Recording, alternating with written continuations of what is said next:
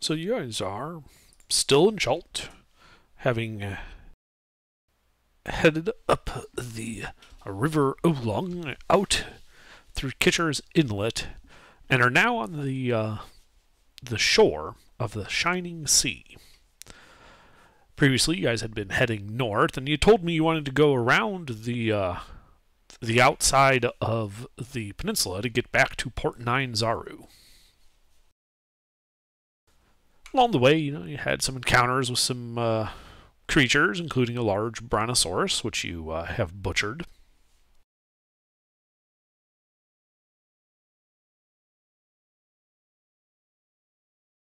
Yeah. So you guys had gone down for a long rest at the end of last session. It is now... Ooh. Oh, that was the wrong Discord button. Sorry. And you are now, it is morning. You've had a long rest. You are at the blue dot, right there at the entrance to Kitcher's Inlet.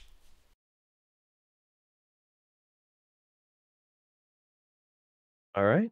Up the coast, I think we ghost. Yeah. Agreed. Tommy.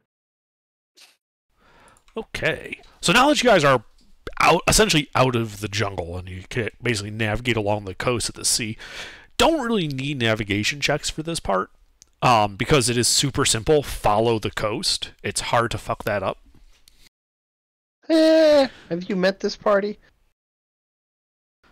Yes, but I have faith that they, with their tools and their experience, I think it would be a trivial task for them, so we're not going to bother with that. You put a lot of trust in me, Under. And it's a lot of trust. Put a lot of faith in us. One of your wizards is a rogue. The other one thinks he's a melee guy.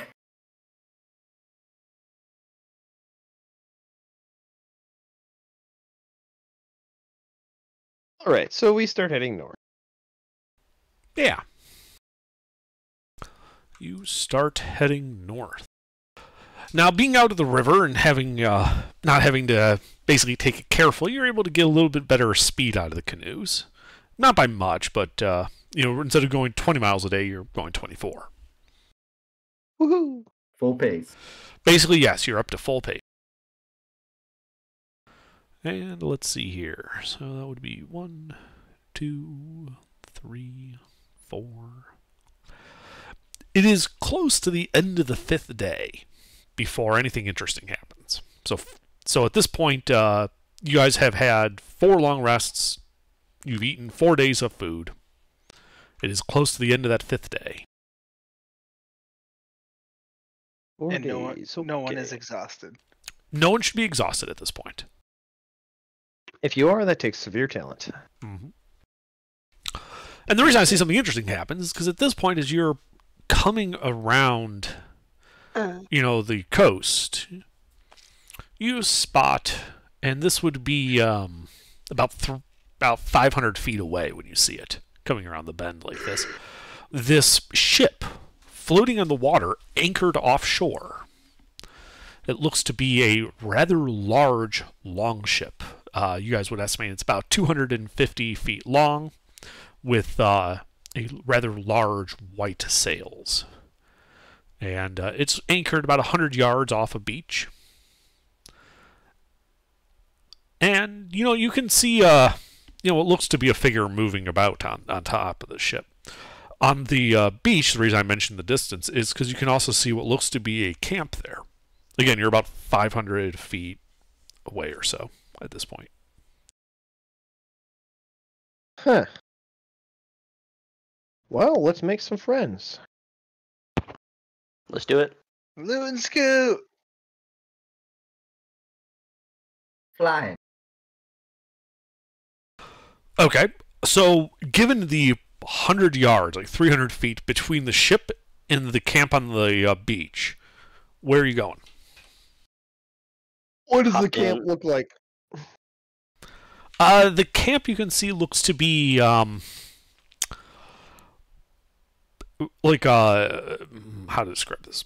Bulbous tents. Instead of like the usual like canvas triangle that you're used to seeing, it's more like they set up like a hemisphere Also made of canvas? It's hard to tell from this distance what it's made out of. You can make a perception check. Okay.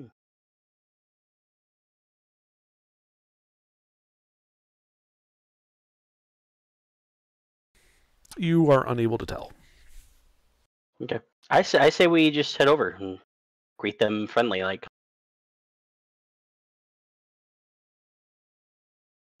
So are you going to the ship or the camp? Was there any people moving around at the camp? We just seen the one individual on the ship. You did not see anybody at the camp. You did see one figure moving about on the ship's deck. Then the ship. Yeah. We know there's a person there. We can interact with them.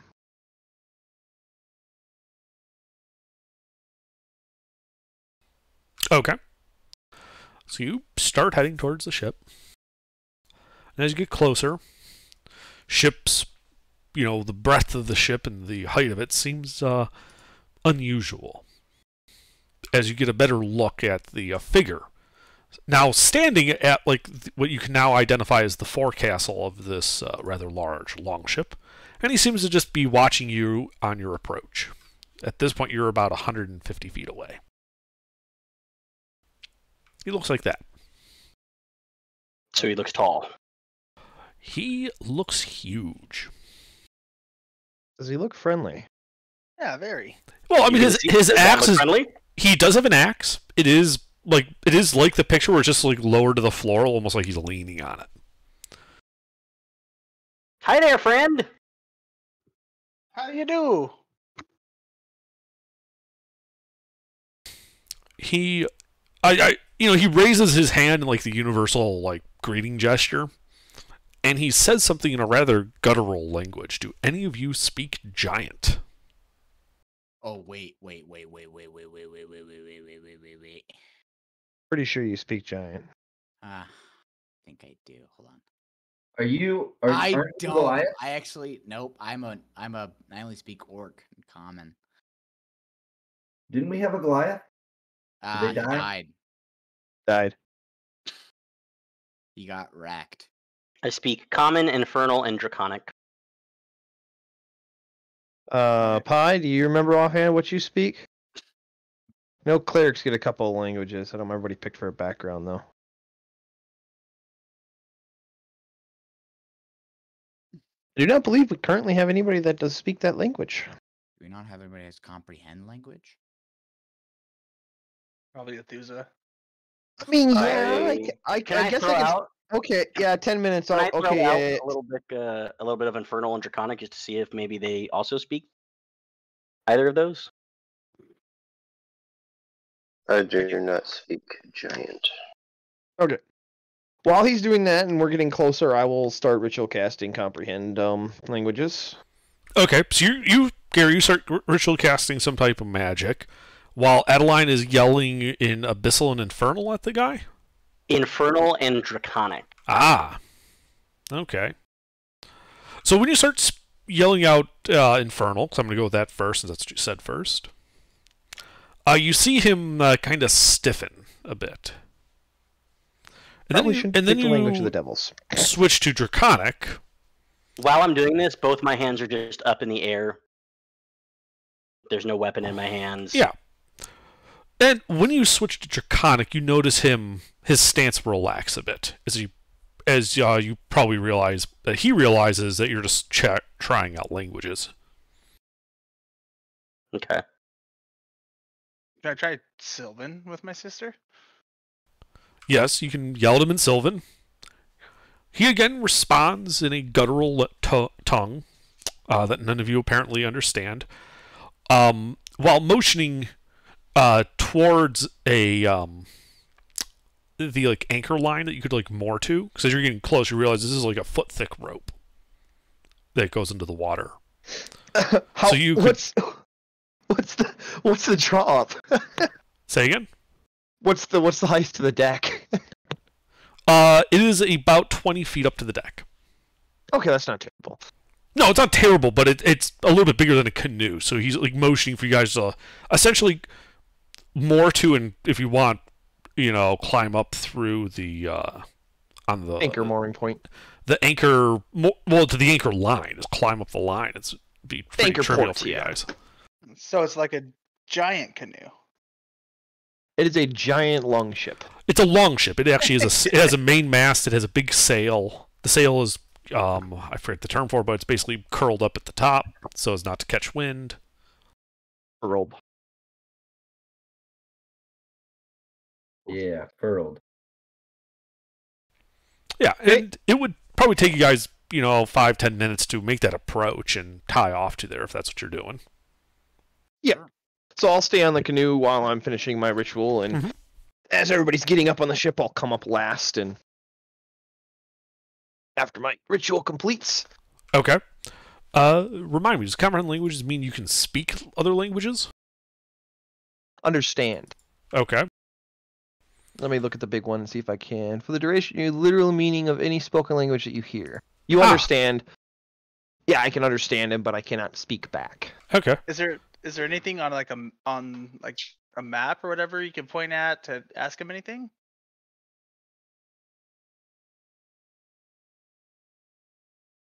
Like using like how many hit points he has or anything? what? No, like basic communication skills. Like, is there anything we need to know map wise or anything like that?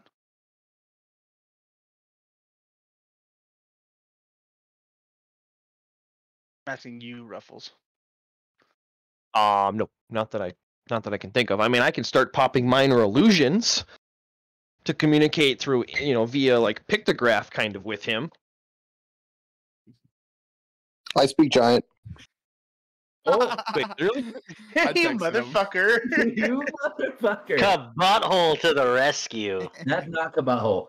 That is Jake. Kabutthole text him. He's still a hero. I texted Jake. I said, dang it, Jake, we need somebody who could speak giant. And as soon as I saw the red messages, he joined. I would have got here earlier, but something shredded the under half of my car. So we've had so much fun here today. Well, I guess I can listen into the conversation now that we have somebody that can speak giant. So we kick him, wake him up in the canoe, and be like, hey, dude speaking giant, get up. Indeed. So yeah, are you guys going to board this guy's ship? Because he was like motioning for you to like tie off and come aboard. Yeah, I think so. He looks like my kind of guy. I mean, he seems like he's not intending to be hostile, so why would he invite us aboard? All right, so as you guys get aboard, both Athusa and Gary would then hear him say, "Greetings, small ones. What brings you to our camp?" Jake, you're the one that speaks giant. Uh-oh. So, will somebody dub this for me? I don't even know what's going on. We found a giant on a boat, and we just... Who doesn't speak common? Who doesn't speak common. He only speaks giant. He just said, "What are you doing on my boat?" No, he just asked what brought you to their camp. He welcomed us onto his boat. It was a cordial question. It was just, hey, what's up? How are you doing? Why are you in the area? How can I, not so much how can I help you, just, hey, what's going on? Optimism. Hey, yeah, we're exploring. We're trying to get to X place. Can we have Gary just like whisper through Thusa as a translator? Yes, please, because I'm so lost. Okay. I can understand him. But yeah, can I just tell Thusa what to say back? Your mic is kind of scratchy right now. Just a heads up. I'm outside smoking. Oh, it's your throat that's scratchy then. Not yet. Not until I'm dead. Well, yeah, Gary, you could tell Athusa what to say. Yeah, then I would just inform him like, hey, yeah, we're just going up the coast here. We're gonna go around to Port Nangazu, yada yada. We're seeing if we can figure out the source of the death curse that's rolling through the peninsula here. So that would make you adventurers then. Indubitably. Is there a word in giant for indubitably? Athusa would know it, yes. Yes. It has two extra coughs at the end, but it's basically exactly. And did he say our camp? Yes, there's plural. multiple of Yes, big he said boys? plural. It would appear so.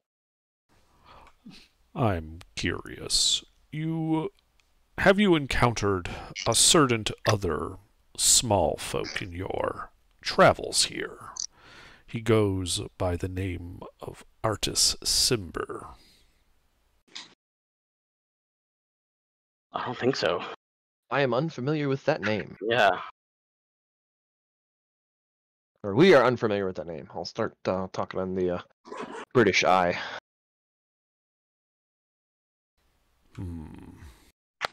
Are you looking for him? We are. He absconded from our kingdom with an artifact of some power and also of great cultural significance to us. We hunted him down to this peninsula, and parties are currently starting to search through the jungle for him. But if you had had information on it, that would have been greatly appreciated.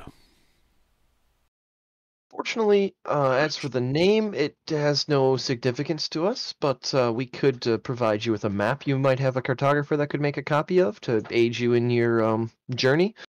The map's not very in-depth, but it would at least give you an idea of where you're at regionally wise. Mm-hmm. That's fine. Do that one. Well, the map would certainly be helpful. What is it you are seeking in return, though?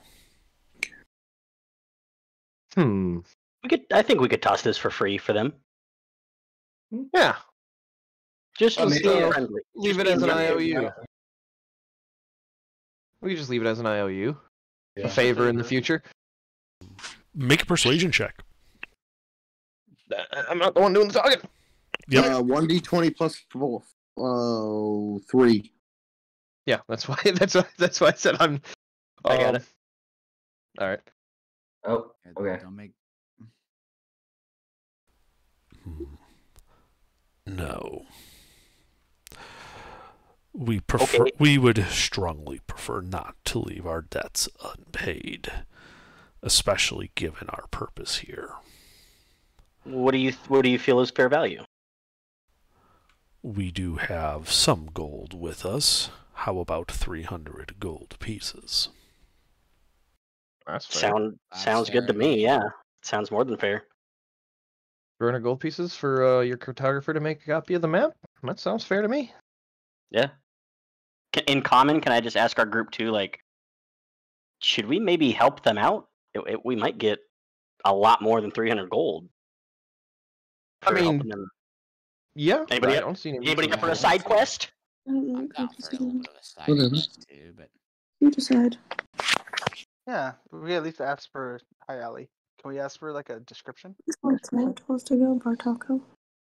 You're hot, Markin. Jake. Ali, shut up. But we'll offer them the map. We'll offer the map for the trade for the gold, and then offer them our assistance as well for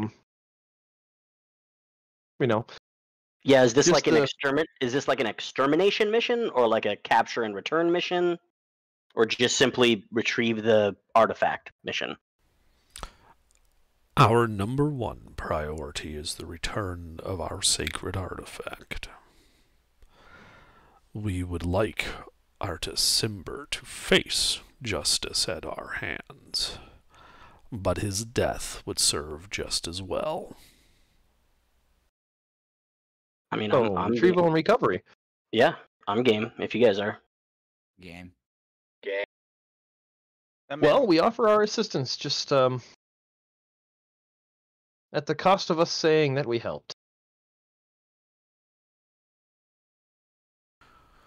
Then we should wait for tomorrow.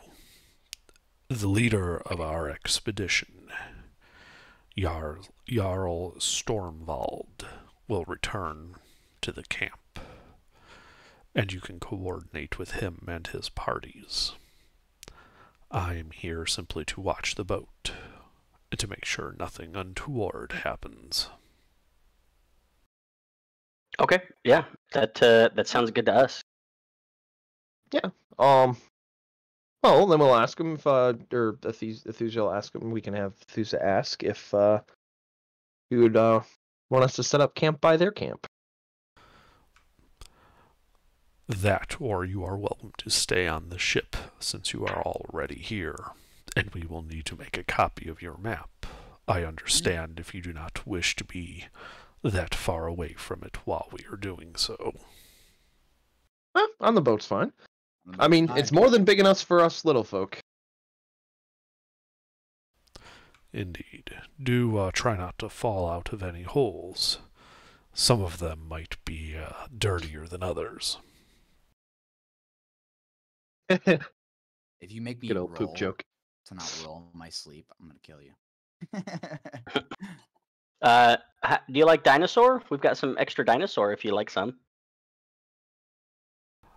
That would be very nice. In fact, we would be willing to trade you 1-for-1 dinosaur for our seal meat. For some variety on both of our parts. That works for me. Deal. And then I'm just taking some quick notes. Under it's Jarl Stormborg. Storvald. Storvald. And then they were looking for Cinder. Something. Artist Simber. Oh, I spelled both of those very wrong. Yeah, the king's coming out? How bad did this guy fuck up? That's the leader. It's not a king. He's the one in charge of the ship in the expedition to recover the guy. He's not the king of the giants. He's just the leader of the expedition. That's what he was called. Okay, I just went off my knowledge, my contextual knowledge of the word Jarl from Skyrim. And Yep. yeah. It basically means it's essentially like Leader. Yeah. But and then can we ask him what the artifact we're looking for is, or is that like we'll know it when we see it? They don't really want to give us the name. No, you will know it when you see it. It is a ring known as the Ring of Winter. For us, it is a holy artifact. For small folk such as yourself, it can be incredibly dangerous. You, after all, do not have our adaptations to the cold. Yeah, it'd probably be like a belt for us.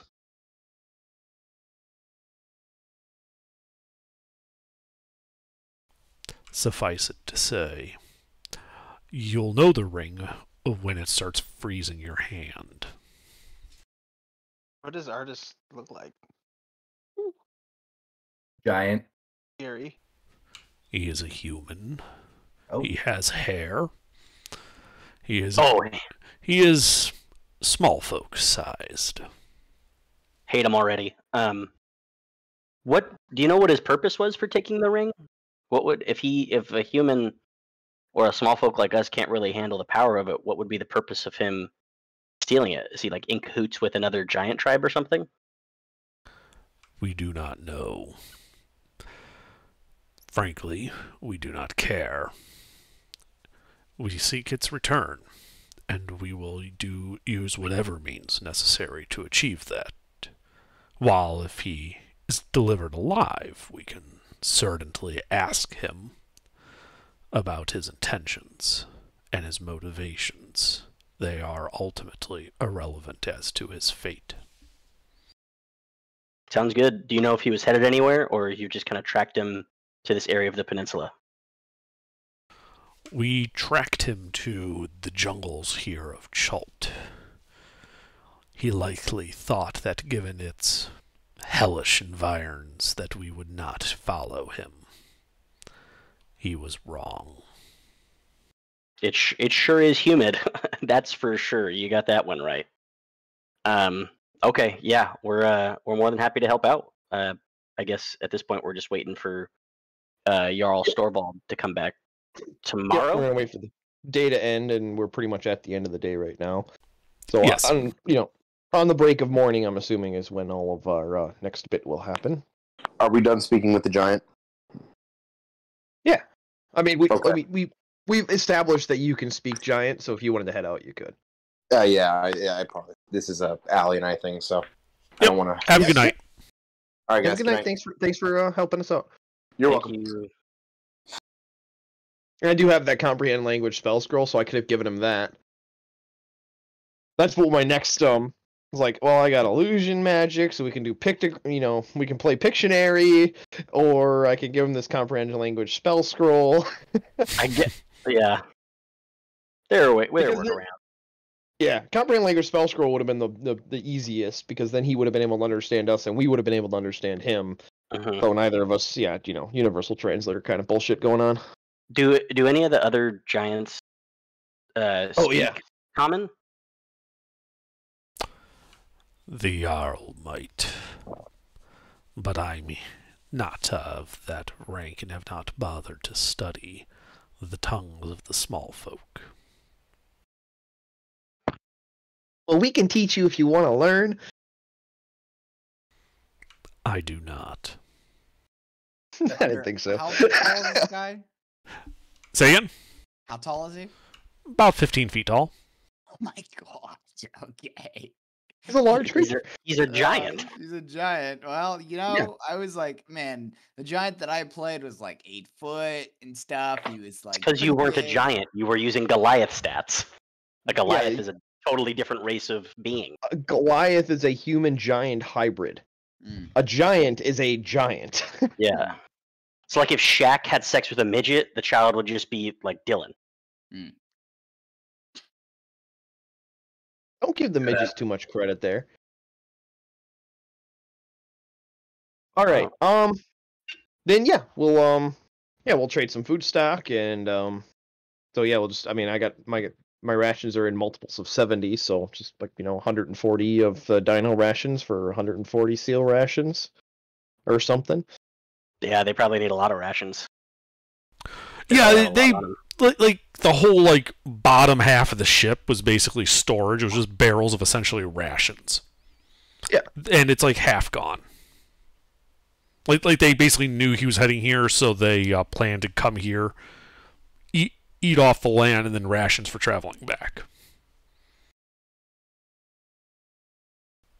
Yeah, and it turns out there is another giant on the ship. He was sleeping. Or rather, she was sleeping while he was on watch. Oh. And while you guys set up your camp, he basically just tells you to set it up right there on the deck. There's nothing. That's what I was gonna do. He basically says you can pitch tents or whatever. Yeah. We're gonna take up 3 footprints for them. Yeah. Is there? They do have a land camp though. That was theirs. Yeah. Yes, on the beach. And as the night goes on, you're setting up this. You do see at first it's only 2, and then 5, and another 5. It looks like there's about 15 giants on the beach. Oh. Oh my god. Okay.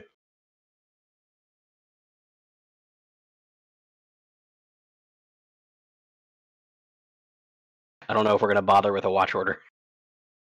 Yeah, I think the giants will protect us. Right, and the female giant does introduce herself to you and calls herself Droofy. And she is the captain of this vessel. Oh, so she's probably the one that wants the map. She wants the map. Okay, we'll give her the map. Yeah, I'll work with her to set the map up. Mm-hmm. Yeah, and with your cartography tools and her doing that, it takes just a couple of hours to draw up the map to her satisfaction.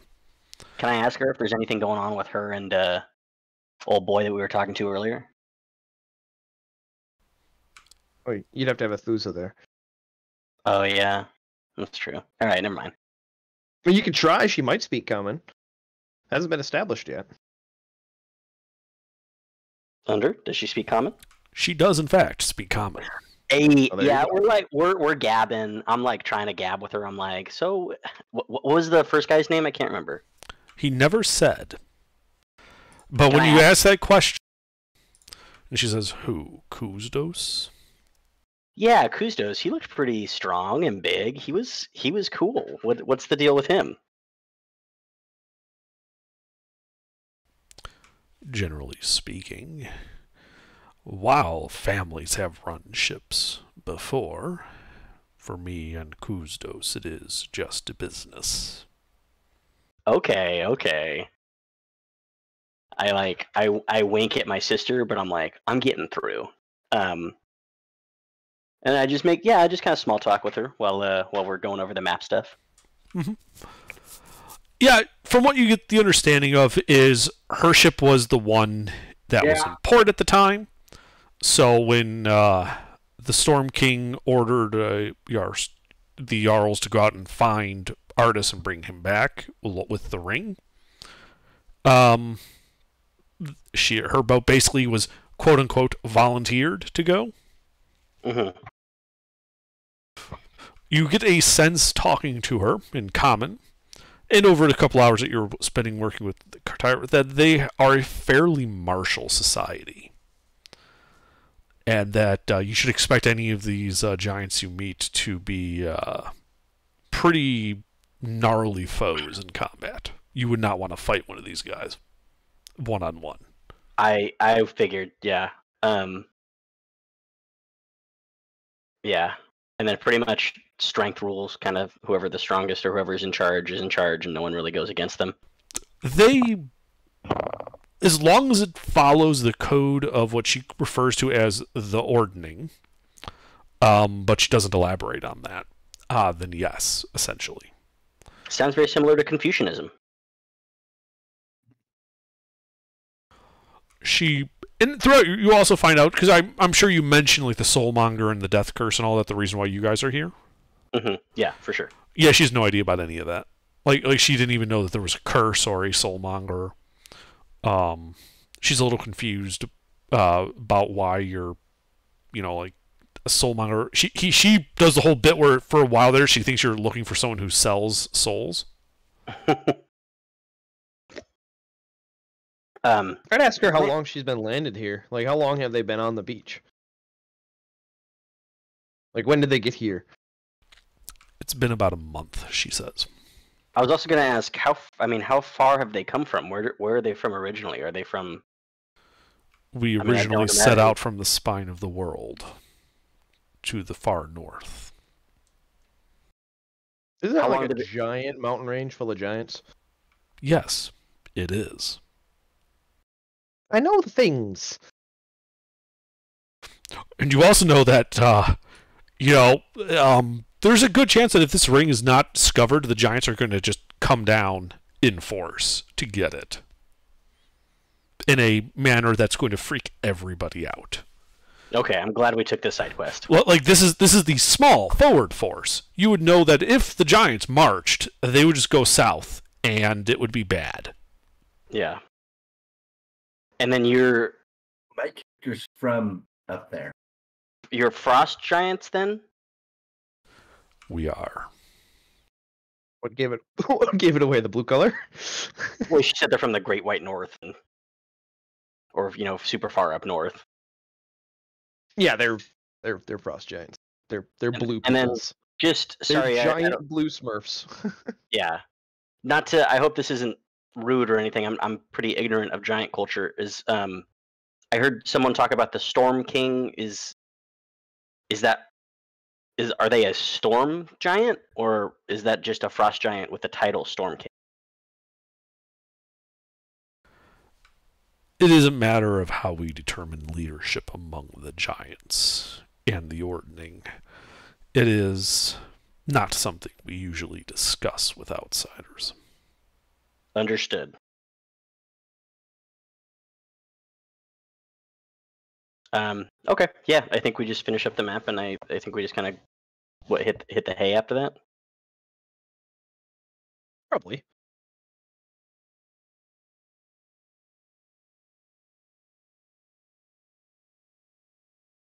And then you're taking care of the 300 gold, Gary, or Yeah.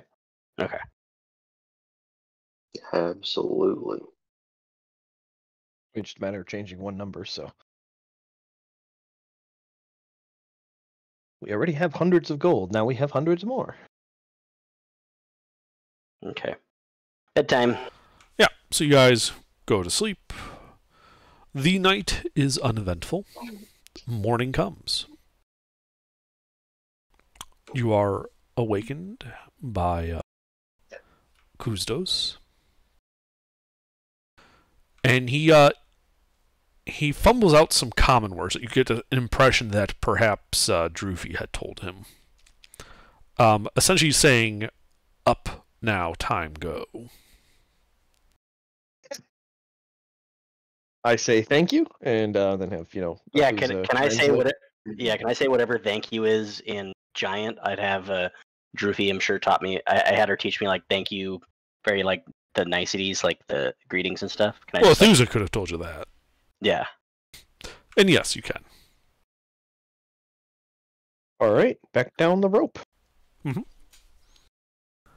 Yeah, you guys pack up your camp, eat your morning rations, head down the rope to your canoes, which are still there, just bobbing in the water next to this big ship. The back speak. What about the axe beak is just down there? Yeah, they actually just sat there. He's pretty used to it by now. Such a good bird. Has anyone fed the axe beak recently? I have the axe beak included in our ration. Yeah, I assume you guys have been feeding him. Otherwise, I'm afraid to say you now have an XP corpse at this point, having starved to death in your possession. Yeah, I've been giving him a person's worth of rations a day. Because he's a giant bird. I would assume that would probably be about equivalent. And then also, while we're on land, or near land, at night he will graze. We don't actually need to feed him. But when we're on the water and on the coast where we're not landing very frequently, yeah, then he needs ration. So yes, I do track that separately.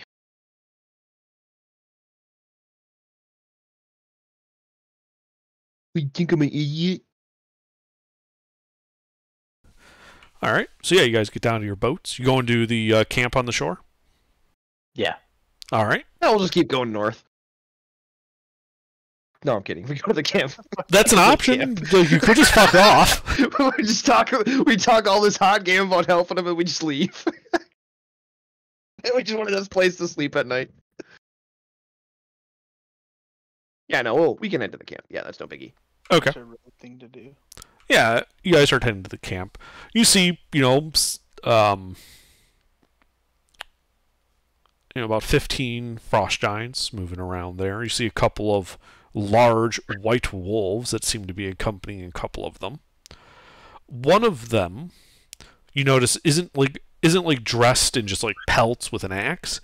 He actually has a sword and appears to be dressed in a very rough, heavy, crude version of plate.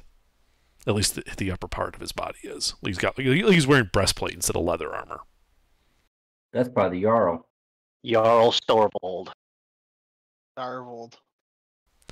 Yeah, they notice your approach, and a couple of the frost giants just kind of indicate for you to go talk to the guy in the breastplate when you guys come up on shore.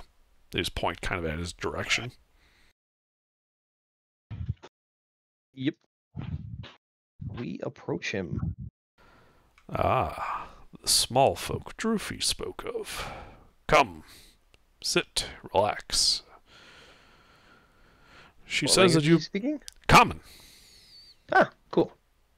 That makes things easier. And he says, yes, come, sit, relax. Nothing untoward will befall you as long as you are in our presence and peace. That's us in the chair.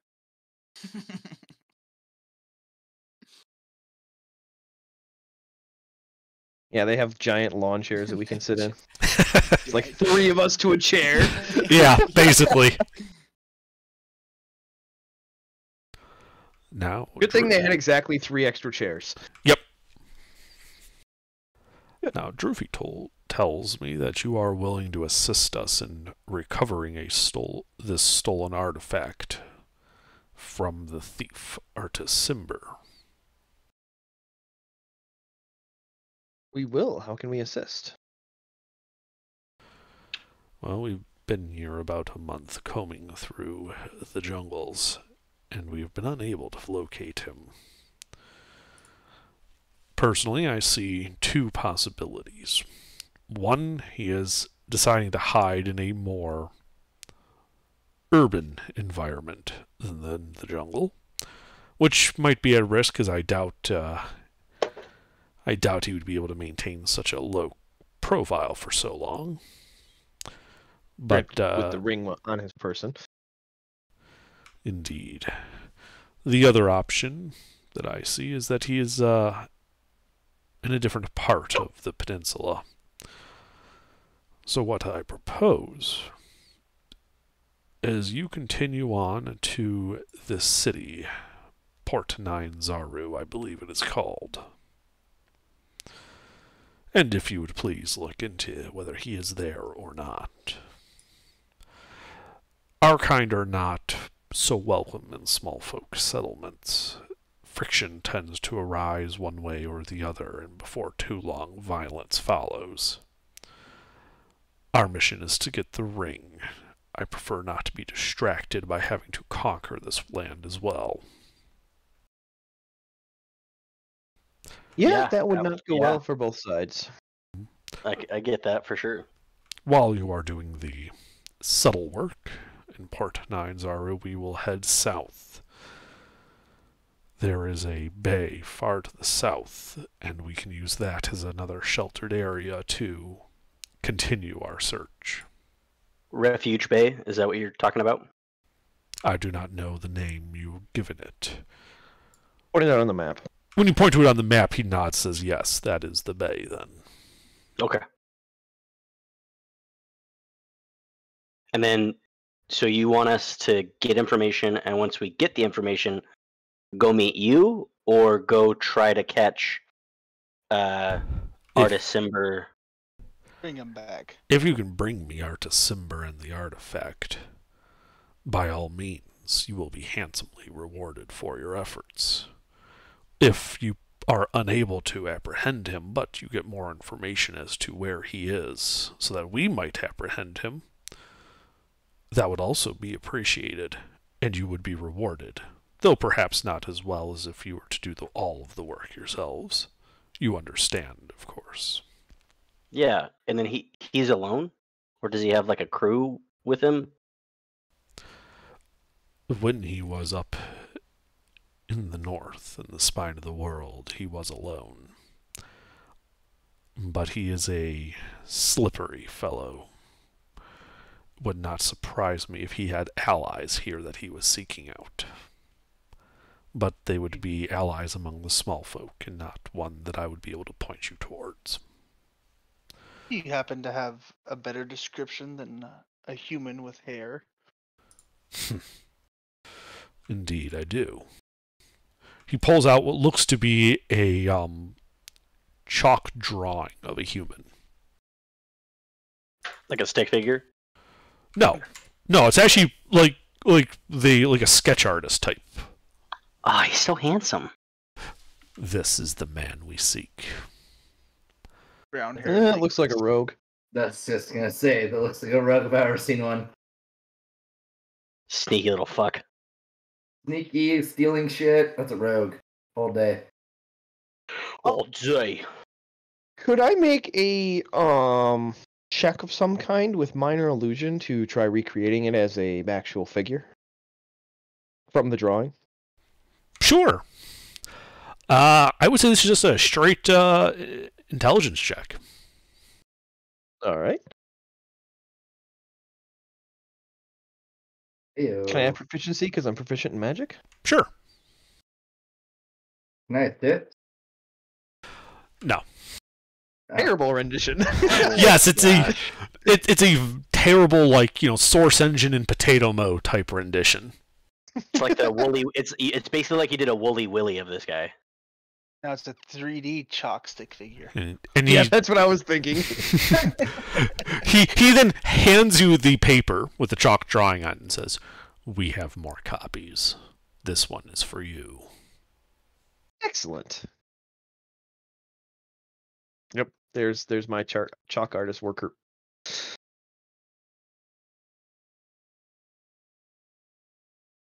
So I guess nothing changes from what our plan was before we even met the giants. Really, we're still headed north. Yeah, but now we can make money. It's called passive Yeah. income. I like passive income. Yeah, And we with just made 300 money, gold, so- Witcher. So now when we hire our guards or our guides, we can spend a little bit more. And then we also have a shit ton of stuff to sell too. Is there any way to contact them besides going all the way back to the bay and finding them? Yeah, I'm do they guessing have not. sending stones, or is there a way for us to get sending stones Sending stones. or anything like that? We do not okay. have that, any such magic items like that. If You have one of ravens? your numbers knows the sending spell, by all means, feel free to contact me if you get information. But we have How lar- no. How We large have is ravens. Port Castellar? Stigliar. Is it a circle or a square? Oh, it's a square.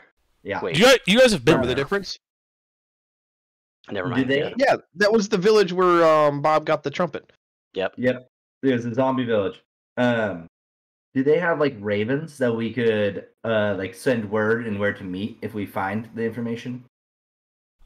No, he said that they're basically going to be, having spent a month here, they're going to be heading down south to To Refuge Bay. to Refuge Bay to start searching the thicker part of the peninsula. They're probably going to be there another month. Then that makes sense. He basically, from the sound of it, he's anticipating that that's going to take quite a while. They're going Can to I- be there as long as we need them to be there. Can I make a suggestion, or just like an idea to the Jarls to make it easier for us to find him?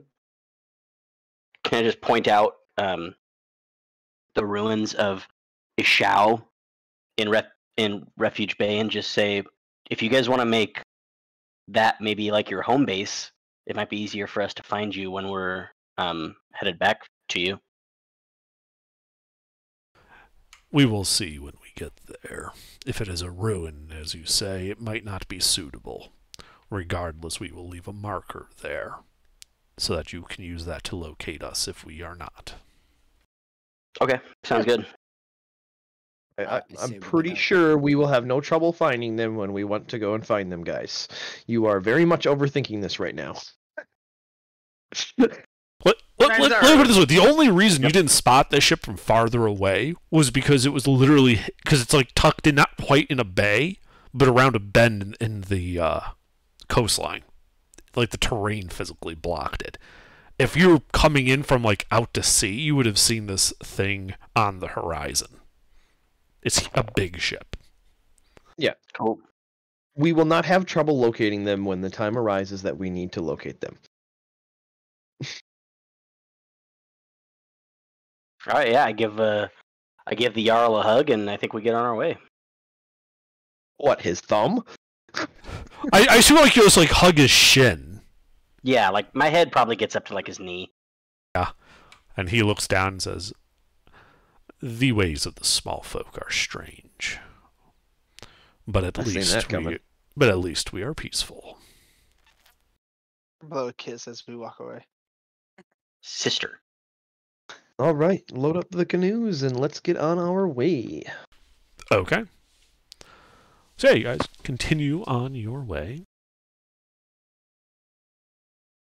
Let's see here. There's actually not much going on in this part of the thing. So let me count hexes. Yep, and then I delete X's.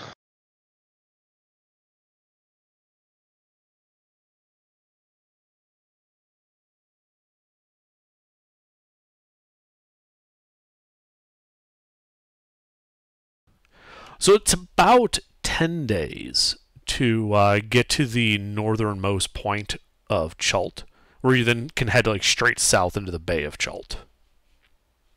Okay, that's easy enough. And that is very easy for me because I am tracking the rations with capital letter X for 10 days worth. So I just deleted a capital letter X.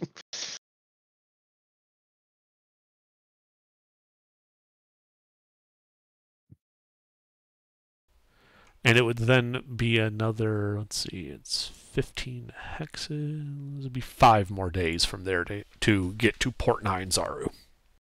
On the 5 more road days? again. 5 more days. Okay. Yeah, unfortunately, this is a, I don't want to say less wild, but less dangerously wild part of Chult. So more merchants have more heavily patrolled by people that would deal with danger. Well, more that the presence of ships coming in and out, trade, urbanization tends to drive a lot of more dangerous wildlife away. And so generally that's why the area around the city is less dangerous than deeper into Chult. Works for me. Can I make a perception check to see if I spot Artis while we're on our way to Port Nine Zaru? So dumb. No. I mean, you fail. You do not see him. Okay. You're an idiot. I hate you. You can make a perception check, but the DC would be about 250. No, there's no DC. It is not possible. So we That's know why I we said didn't 250. pass him. You wouldn't have been able to see a person. You did on not the see. coast. Yes, you would have been able to see a person on the coast. I'm literally saying you encountered nobody on the coast. Yeah. But like it was just coastline. There were some animals. wasn't That was about finished. it. I was gonna say you wouldn't see a person on the coast that didn't want to be seen by you. Sounds like we're going to Port Nine Zaru, and we're going bar hopping and asking all the tavernesses. But yeah, you're able to pull into Port Nine Zaru.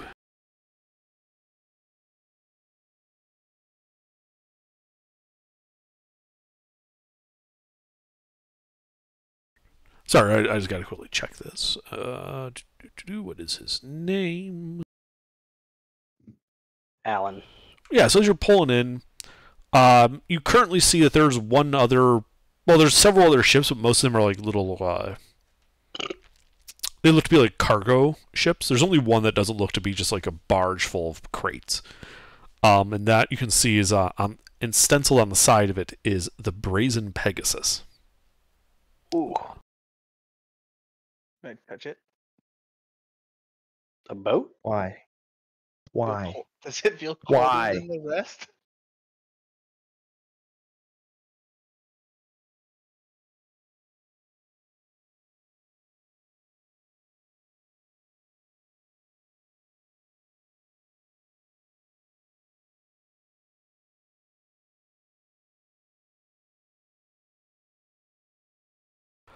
And yeah, as you come in, you tie up your boat. There is a dock-like official there. You can tell because he's dressed nicer than the dock workers. Who basically informs you that it will be 1 silver a day to keep your boat tied up at the docks. All right. Give him a gold piece. You have money? Yeah. Besides what you have, I have 9. Okay. Yeah, he accepts it, and you see him. He has like this ledger with him. He like notes down from what you can tell of what he's writing down, he basically writes down adventuring party, canoes, 1 gold, 10 days. No, it's for all the canoes. Cool. Yeah. Like this is a dock that you normally have like a big fishing ship or like a yacht. Yeah. We just pulled a bunch of canoes. Yeah, you have like 2 canoes and a rowboat that you kind of have tied together until like a train. We just pulled a bunch of motorcycles on the semi parking spot. Yeah, basically, and he just charges like, well, the parking spot costs 1 silver a day. As long as you pay it, they really don't care how you manage that. Is there a pet fee? I'm gonna bring the axe beak into town. It's just cargo in his eyes. He could give 2 shits about the fucking axe beak. Yeah, like you've paid, he's already walking away as far as he's concerned. His job is just to ensure the fees are paid, and he keeps the ledger, and that's about it.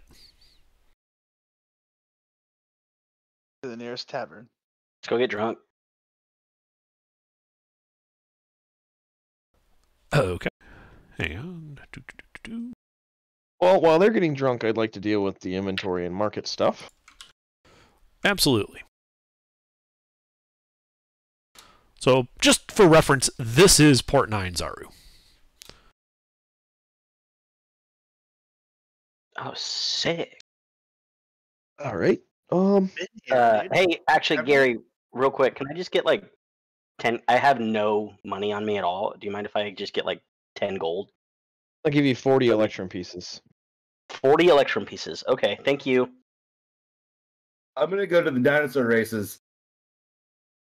I give you 0 money. 10 gold, bitch. Y'all need your money.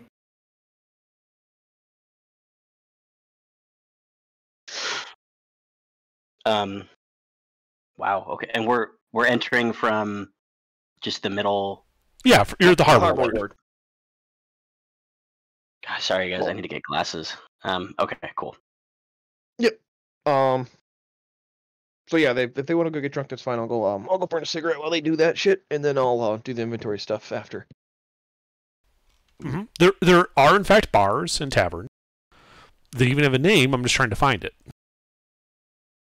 It's a list somewhere, I swear. Yes, I saw it before when you guys first set out, and now I'm having trouble locating. So just give me a second. Which one's our specific dock? The Sword and Shield. It doesn't matter. We are docked at one of the docks. You're docked at number 3. Okay, is that from? No, I'm kidding. The Shield and Sword. No, you see, I bet you anything. If you'd have asked, is that from the north or the south, he would have said yes.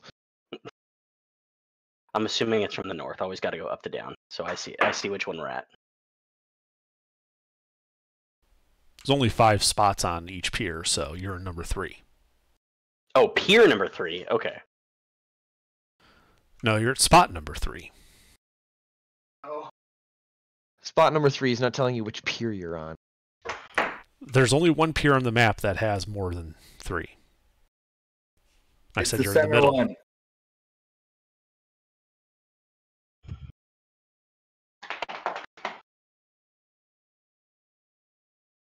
See one with 4, one with 5. But yeah, there is like the Grand Souk, which is this big market. You can get anything that's in the player's handbook, and it's a large, colorful market. You can see things like jungle plants, dinosaur skulls, tiger pelts, carved ivory, feathers, tropical fruit, monkeys, other such riches. And yeah, Potions, weapons, stuff like that. Yeah, if it's in the player's handbook, it can be purchased there. So, like, they have, like, you can get armor, you can get weapons, arrows, what have you.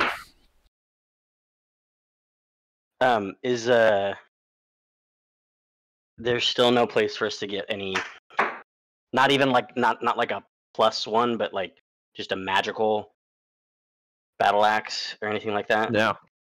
It's not in the player's handbook.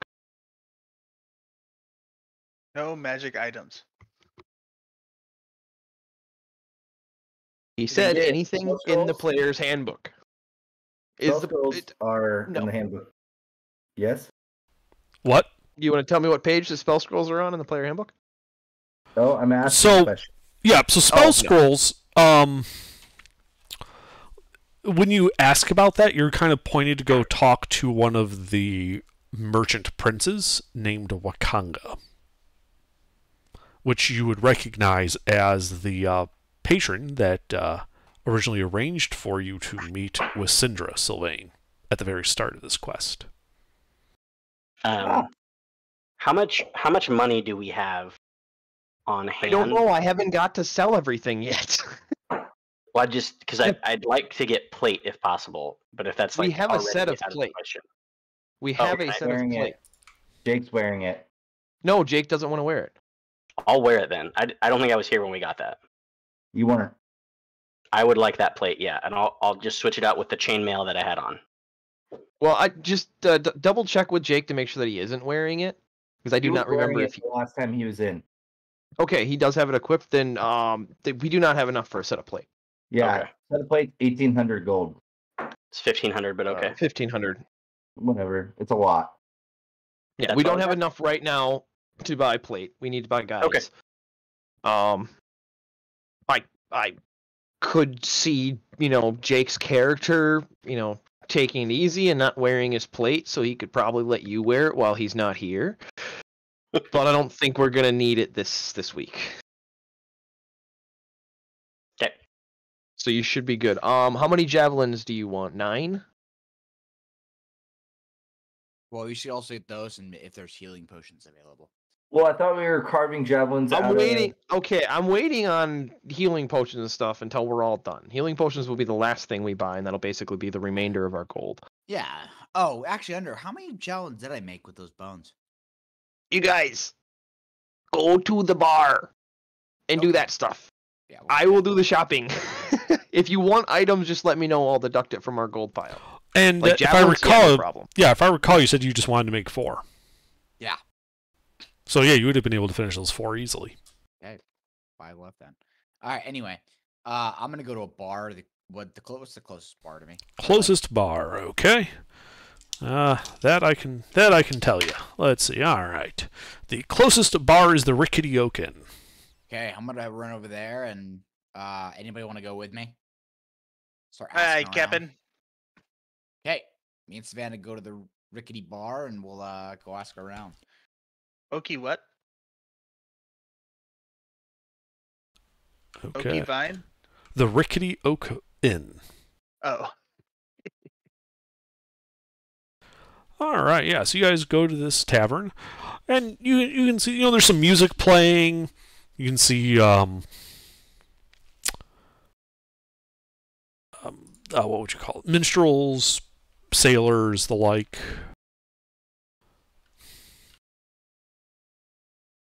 You also see one fellow that stands out a bit. You can hear him laughing uproariously as you guys come in. And you can see him wearing a rather ostentatious, it's like a beret, except it's like flowing down behind his head. Almost like a pillow.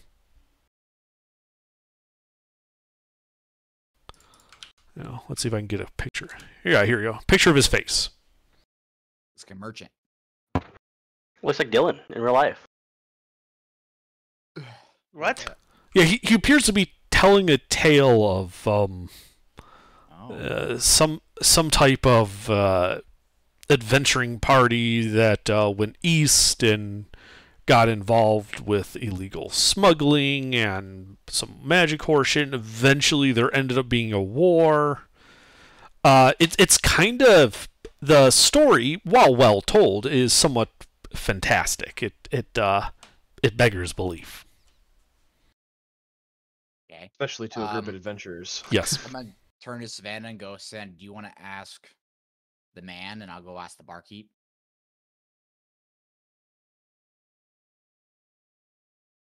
Does anybody else want any items? Just type them in chat. I'm doing a list right now of what we're all buying. Savannah.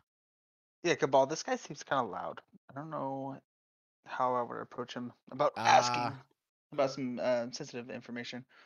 Well, I kind of want to keep it low key. I need, actually, hey, Gary. Yeah, what's up?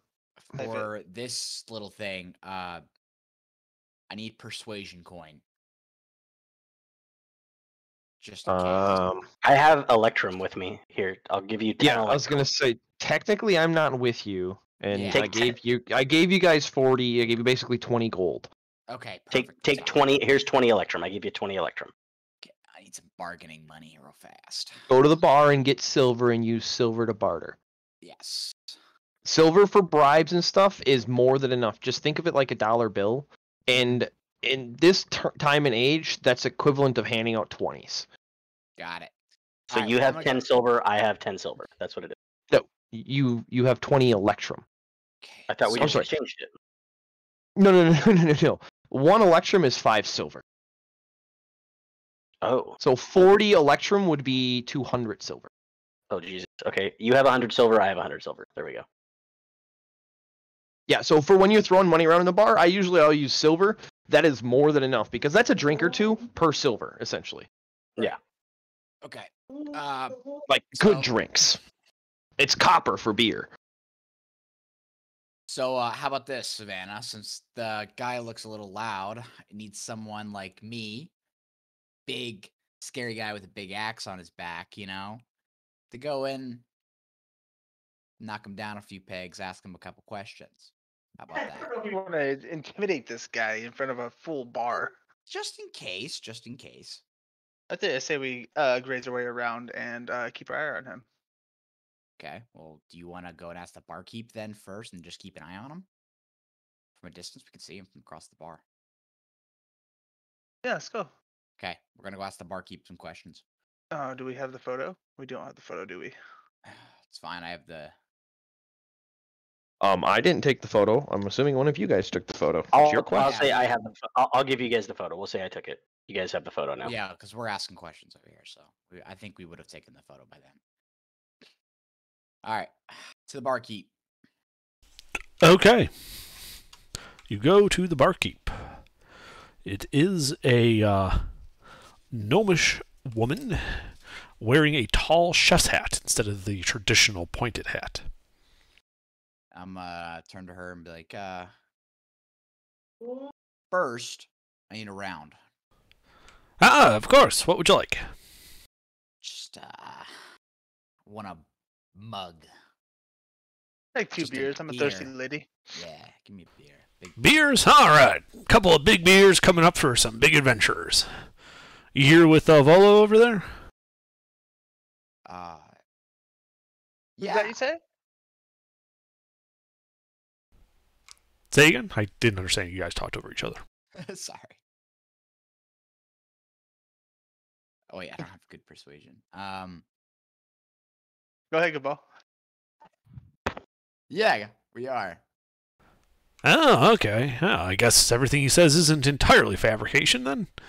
And then some of those stories are always a bit hard to believe, you know. But I guess if actual adventurers are coming here hanging around, it can't be that false. Tends to do that. So, I have a quick question for you. Yeah, sure. What can I do for you? Have you ever heard the name of Artist Simber anywhere around? Artist Simber. I can't place the name a bit. Can I show her the picture? Maybe have you seen this man around? And Sheila Sales, he says, that's a bit of a tall ask, to recognize one random person by face. What if you'd like me to? I can see about asking around a bit on your behalf. Might need a bit of coin though to motivate some people to look, but I can certainly ask in some of the darker quarters of the city if you'd like. Name your price. I was thinking about 10 gold or so. You got exactly that. Well, no. No, 20. You have 10 gold. Oh, 10 gold. Yeah, it's exactly. You have 20 electrum, which is 100 silver, which is 10 gold. Did I give you a little outside information right here? Never give them the start. Yeah. Why would you say name your price? Never say how much would you want, because they're always going to be way higher than you're going to Just be willing offer to her talk down. Offer her 5 gold. Yeah, that's all you can do at this point. So what are you doing? So I say 5 gold. Make a persuasion check. Okay. Well, fuck. This is why I don't want to do the whole talking, because I'm not very persuasious. Oh my god. I guess I need to build a paladin in Underdark. Show these guys how persuasion works. Hey, good roll! Hey, wow. Yeah, and she nods like, oh, yeah, that'll work. 5 gold it is. It might take me a couple of days. It takes time to find the people, ask them questions and the like. Well, you guys are staying in town, right? With Volo here for a week or so, I think you said? That's right. All right, yeah, well, come back in a couple of days, and I'll see what I can find up for you on this Artist Simber. Cool. Can we go ahead and ask anyone else in the bar is kind of drinking alone, or like someone who looks like they're a regular? Okay. Go ahead and I would say make an insight check. As you kind of look about the bar, does anybody kind of stand out that way? Yes, my insight is same thing. Fucking hell. Fuck. I don't. I mean, most of the bar patrons tend to be social here. The only one that isn't kind of socializing is this this guy with a he looks to be wearing some old rickety breastplate. He's a Sorial. He's a dinosaur person, and he's just kind of nursing a drink at the end of the bar, kind of like slumped up against the wall, like he's trying to avoid notice. Can I grab another beer and take it to him and kind of be like, "Hey, buddy," and kind of hand him that beer? You know, he blinks and looks at it and says, I don't know how to be nice about this, so I'm just going to say it. I don't swing that way, man. No, man. It's just a bit of a question I gotta ask. Sorry, say again. It's a bit of a question I gotta ask. Nothing too much. I don't swing that way. Okay. He kind of leans a bit. You can see that he does have a sword on his belt. Well, I'm gonna come up behind Kabutthole and just put my hand on Kabutthole's shoulder and say, "We're not here looking for a fight. We're just here looking for some information." And I'm gonna hand him 1 silver piece. And I'm just gonna say, "This is just to entertain us. You don't have to give us any information, but we just want to ask you a couple questions. Is that okay?" I mean, yeah, sure. He motions to the seats next to him. Go ahead and ask. If I can help you, I will. Well, Are you from around here? Not really. Yeah, I kind of just, well, you look to be the same sort of business I'm in. Yeah, a bit of adventuring. Yeah. You know, for the most part, I just go around and try to solve problems. You know how it goes? I get it. How long have you been in Port Nine Zaru for?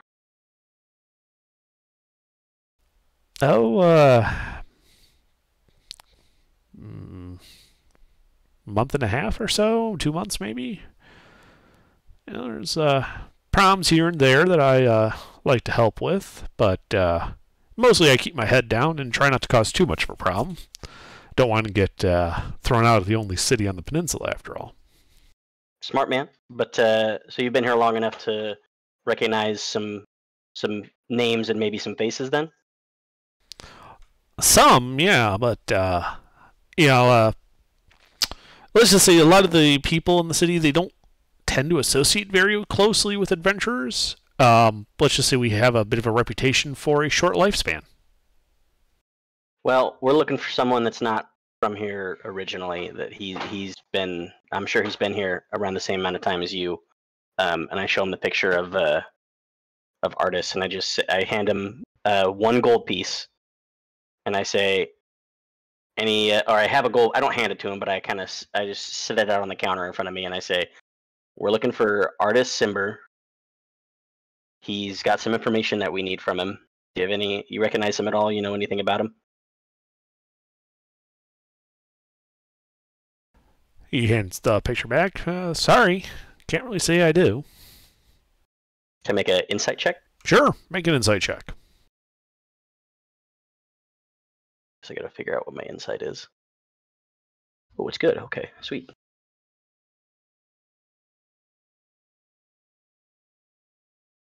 Just devastating. Yeah, I don't really glean anything from him. His sorial features are somewhat hard to discern. Okay. Well, I appreciate your time. Enjoy that round on us. Have a good rest of your night. And I hand him. Oh, yeah, you too. I hand him another silver and I ask that he just kind of pretends that this conversation didn't happen if anybody comes around looking for us. Oh, expecting trouble? No, just always better to be safe than sorry. Oh, I understand that. Just, you know, what exactly is it, the kind of trouble you're expecting? He looks at the bar. A lot of innocent people here. You know, this isn't exactly the best place for a fight with that kind of consequence, you know? We're not looking for a fight, I'll tell you that. But you're afraid of one coming to you, which is why you're telling me to forget the conversation. That's my concern. Is you're bringing danger here. So your turn. He slides the gold piece back to you. I'll even pay you for your time. You're the shithead. What are you guys up to that you think some danger's coming that people need to hide from? We're just looking for Artist Simber. He's got some information that we need, but we don't know much about him personally. So if he gets word that we're looking for him, he might get the wrong idea that we're looking to come hunting for him or bring him in somewhere. And I have no idea what kind of crew he runs with or what he's got behind him. So I just rather stay anonymous as possible and keep our heads down. So in case it's just to keep our heads above water. We're not looking for anybody to have information on us. It's not that we're looking for a fight or that we think anybody's coming to fight us. It's just I prefer to stay as anonymous as possible. So this artisan that may or may not be dangerous, which is why you want to remain anonymous so he doesn't find you, or when he finds out that you're looking for him. Why are you trying to find him? Are you guys with a group of people or something? Despite what you may have told the bartender, I can tell you're not one of Volo's camp. Nope. Like I said, we're just looking for some information from him. I don't really know you, so I'm not going to give you all the details, but we heard from someone that he's got information that we need, and so we're just looking to ask him a couple questions. Well, I mean, what kind of information? Maybe I can push you in a better direction if you're so worried about him. Like I said, I can't really divulge anything about what we're looking for, but if you don't recognize him and if you don't know who he is, then I don't think you have the information that we're looking for, because we've been told that it's him specifically that has the information that we need. All right. Well, if you need any help or you get into some trouble, feel free to look me up. I appreciate it. I might take you up on that. We are looking for some guides, so we might in a couple days when we're getting ready to head out, we might come back and find you for something like that. All right. Well, name's Dragonbait, by the way. Dragonbait? Yep. Well, nice to meet you, Dragonbait. Have a good rest of your night. Yeah, you too. He must be real popular with the dwarves. Don't we have a quest with a dragon? I feel like someone named a side quest. We have a side quest with a dragon. There's a red dragon somewhere, but we're definitely not taking on that guy yet. I know, but when we get to that point, Dragonbait sounds perfect. That's why I made the joke. He's popular with the dwarves. Second order of business. Where's this fancy fucker that's talking about his stories? He's towards the front of the bar. Duval or something like that? Now, as a big dumb guy as myself, I'm gonna go over there and listen in on conversation, kind of act like I'm supposed to be there. Okay. I'll go with them. All right. Yeah, he appears to be in the middle of a story about some adventurers to the north that were dealing with a bit of a outbreak of magical animals from a zoo in the city of Neverwinter that had been terrorizing the city, and they'd go, and all the escapades they got up to, and having to corral things, like dryads and Yuan-ti and things like that nature, all around Neverwinter.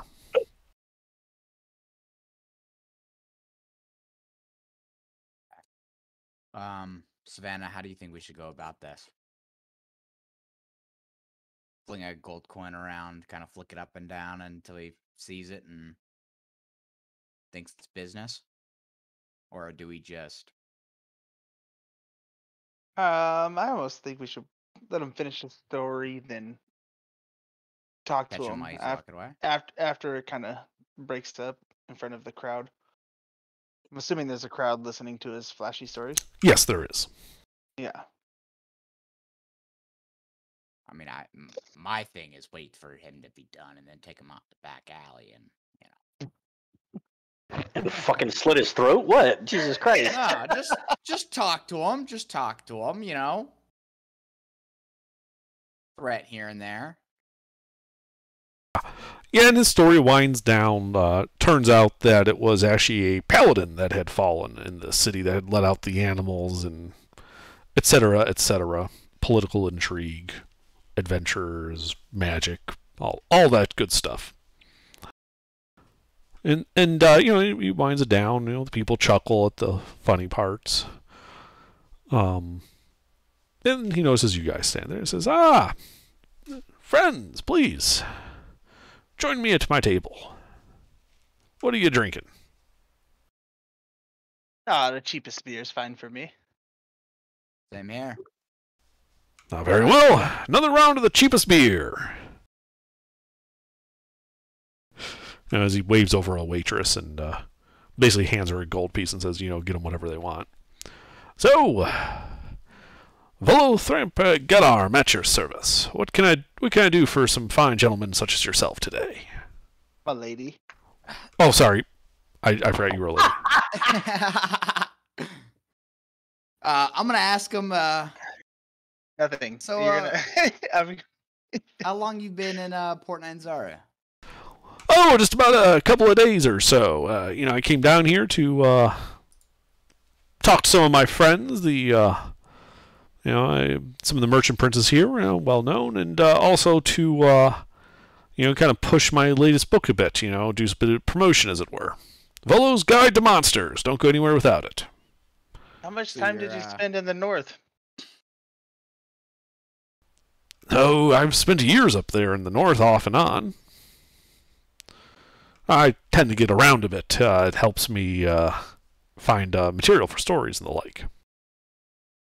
How far north up were you? Were you up? Oh, I've been as far up as the Dale. Beautiful place. Dangerous as all hell, though. Make sure you're well protected if you're going to go that far north. Kind of, really not too dissimilar to here in Chult, just different temperature. So you're an adventurer, writer, merchant? Oh, good heavens, no! I'm no adventurer. That's for sure. That's more your line of work, I think. No, I'm a storyteller, a chronicler. I make sure people know about what happens, not the person who does the thing. Great, a bard NPC. I know. Only we had one. I wish I was a bard so bad. Sing us a song, board boy. Indeed, if you'd like, I can, for a small sum, I can get you an autographed copy of my book. Dude, you should do that. Just, how much the book is being sold for? Yeah. How much you usually sell these books for? Well, normally, just a plain copy of it's about 10 gold, but for a nice autographed copy like this, I could probably sell it for 50 gold. But since you guys are obviously adventurers and would need, obviously, to make use of this, I'll cut you a deal, half off, 25 gold.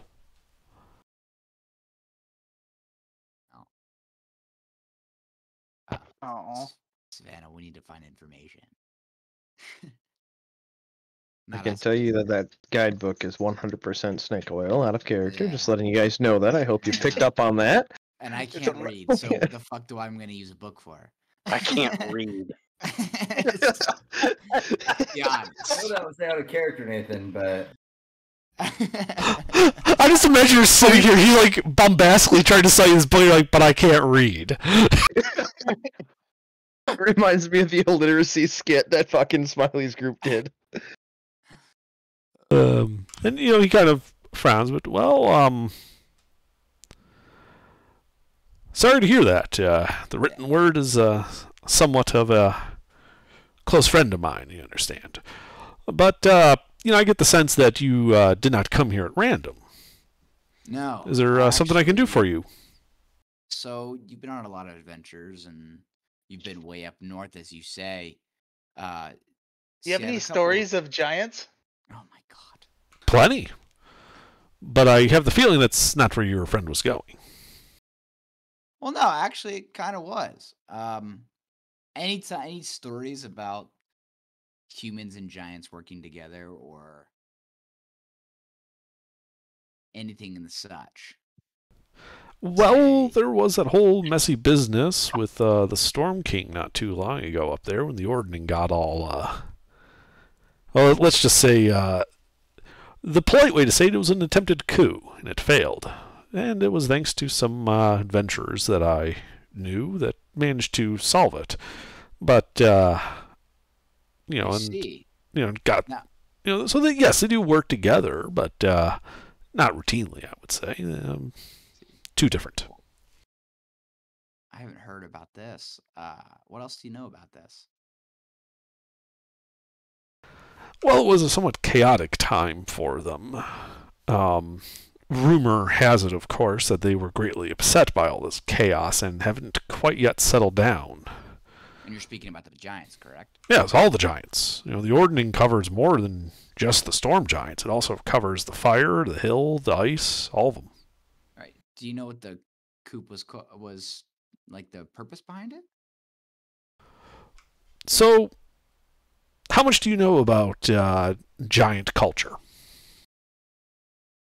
I was just wondering what the ordning was, actually. The Ordning is they have giants are essentially broken up into a caste system, and the giants, they have that hierarchy. The hill giants at the lowest end, and the storm giants at the high end, and the other giants falling in between. And it's how they've organized themselves for eons. And there was an attempt to usurp this Ordning, to reorder it. This would have resulted in chaos in their ranks, and quite likely would have spilled over into the closest city, which at the time I believe was Luskan, but it would not have taken much for it to reach Neverwinter. As a result, several adventuring groups went north due to the increased hostility between the Lord's Alliance and these giants. And, to make a very long and tedious story about politicking giants, which, by the way, is not as polite as it sounds, short, they interfered and were able to restore the status quo, keeping the Ordning from collapsing, and thus preventing anarchy in the north. See, so there was a couple groups there. See, so that possibility that, and this is just in my own head, so I guess out of character, that maybe this guy is with a group, and he was a part of one of those groups, or alliance with one of those groups. So, I don't know how to ask this and try and get the guy's name or anything. Any significant names in some of these groups that came up? Interfere, you're there too. I don't know. Any important names, certain people who did the most or did a crazy thing up there in the north. Are you speaking of giants or the adventurers? The adventurers, of course. Okay. Well, let's see. There was a group up there. It was a paladin named Ben. He led the primary group. And him and his wife, Frekon, a wizard of some power. Not quite Blackstaff level, mind you, but not one to sniff at either. They took a load of men-at-arms up there with them. And there was this other fellow that was with them. What was his name? He was with the Harpers. He was the... you know who the Harpers are, right? Yeah, Or the bards. The secretive group that's always sticking their fingers into pies all over the place. Never leaves quite well enough alone, but usually with the best of intentions, at least. Is one of those guys named Artist Simber? Oh yes, that's it. Yeah. He's a Harper. He went up there with them, and working together, they managed to restore the Ordning. Though when they came back, Artisimber, being the somewhat covert sort that the Harpers tend to be, was nowhere to be found. Do you know where his group went? Maybe they're back here. Maybe they. Ben and Frecken? As far as I know, they're still living in Luskan. What about the whole rogue group with Artis in it? Well, no, he was part of that party. Oh, they're all the way in Lecken then. Okay. But as I said, on their return, Artis was nowhere to be seen. The Harpers are somewhat of a shadowy sort, and it wouldn't surprise me at all if Artis was to turn up somewhere else. I see. So, have you heard anybody here talking about that name, or is it just through the stories that you tell? No, I haven't heard anything specific about Mr. Simber being here in Port Nine Zaru. Why have you? It's always interesting to hear about the movement of Harpers. Usually, adventure and a good story follows them. We actually have, and I actually show him a picture and ask him. Well, you see, we're trying to find some information on this fellow ourselves, as would be nice to know a little bit. And actually, if you found any information, might help you with your storytelling. To tell about the secretive group of adventurers that, like a secret organization. Now that's a great story. Oh yeah. The Harpers being that secretive sort, their inner workings and the details of how they operate are beyond even me. Last I heard, someone tried to break into one of their headquarters in Baldur's Gate. Died for their trouble. They are quite jealous of their secrets. So Baldur's Gate is their headquarters. I see. A headquarters. A headquarters. They got multiple. Forgive me. I thought you knew more about the Harpers. The Harpers generally operate with a cell structure. Local groups will have a leader and a headquarters, but the central group itself doesn't really have a centralized headquarters. It keeps them from being wiped out by the Zentarum. No one place to target, after all. Ah. And the Zentarum are who? A dark, shadowy cabal of criminals who, while they like to put on a facade of genial businessmen, are in fact quite ruthless and will sooner kill somebody than pay them if that's a valid option. Personally, I have nothing to do with them. I want nothing to do with them. We don't either. Sounds like they're a pain in the ass.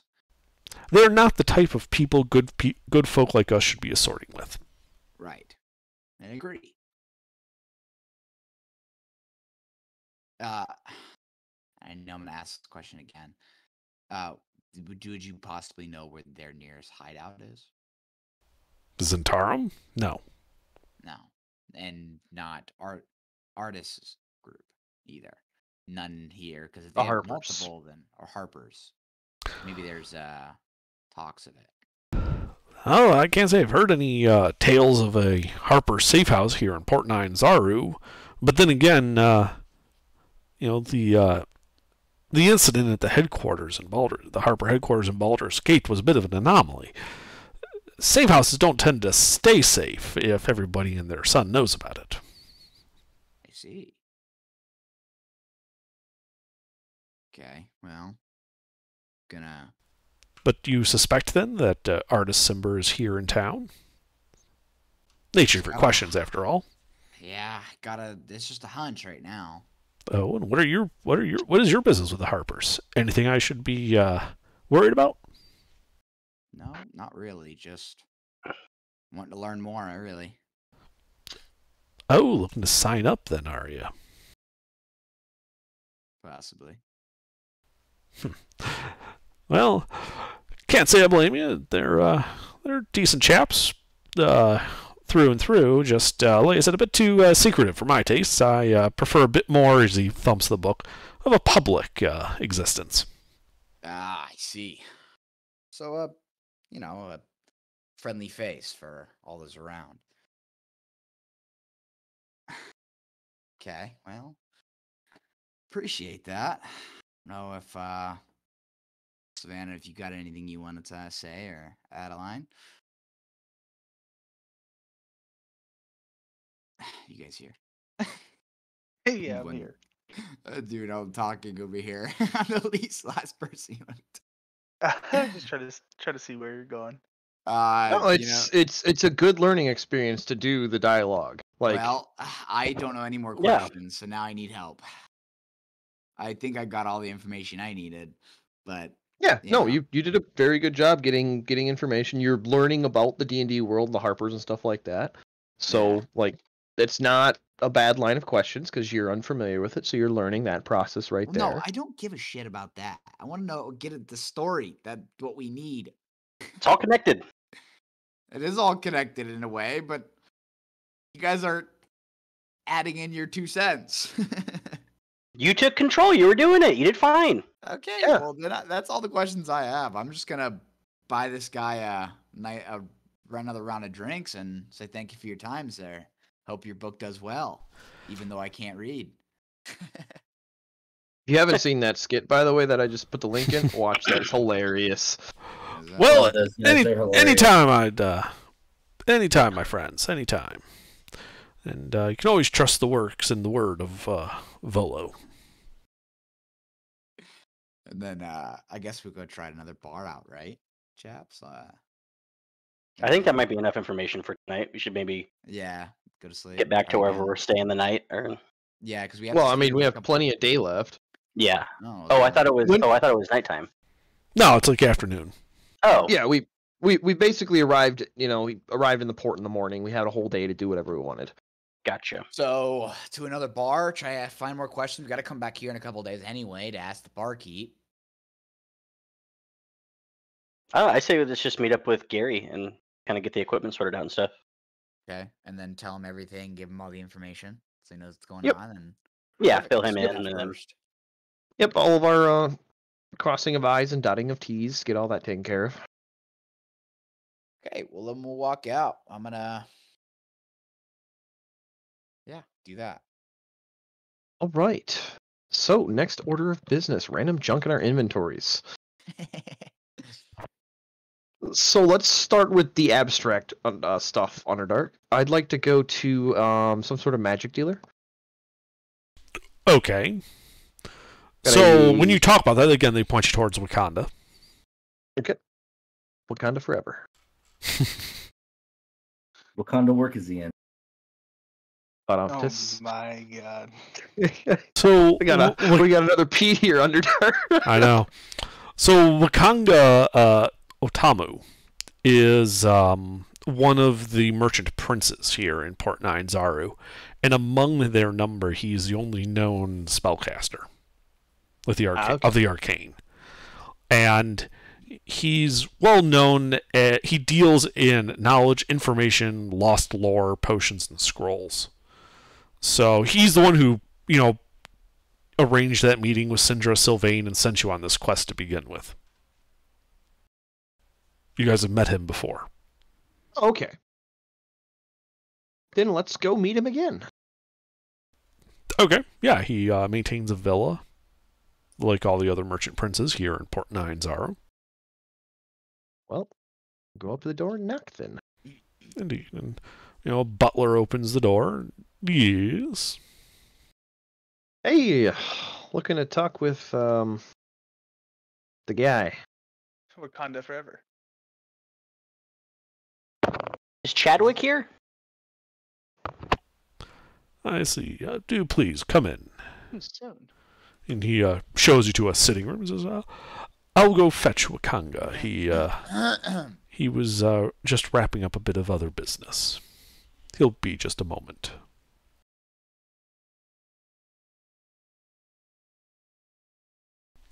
He steps out. A few minutes later, Wakanga walks in. My friends. You've had a bit of an exhibition, I hear. Tell me, did you make any progress with this soul hearse? Yep. Lost a couple of guides, unfortunately. That is unfortunate, but it is a dangerous business. Yep. So we're back in port, just restocking a little bit. We do know some things, and possibly might have a source for it.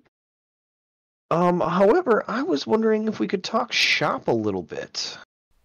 Oh, Some things that we picked up that we might want to offload, and figured you would probably be the most likely person that'd be interested in them. oh, yeah, I am sort of. That is my bit of a niche I've carved for myself here. Oh, what have you got?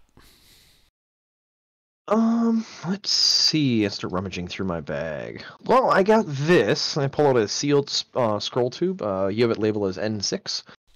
I figured I'd let N6. Yep.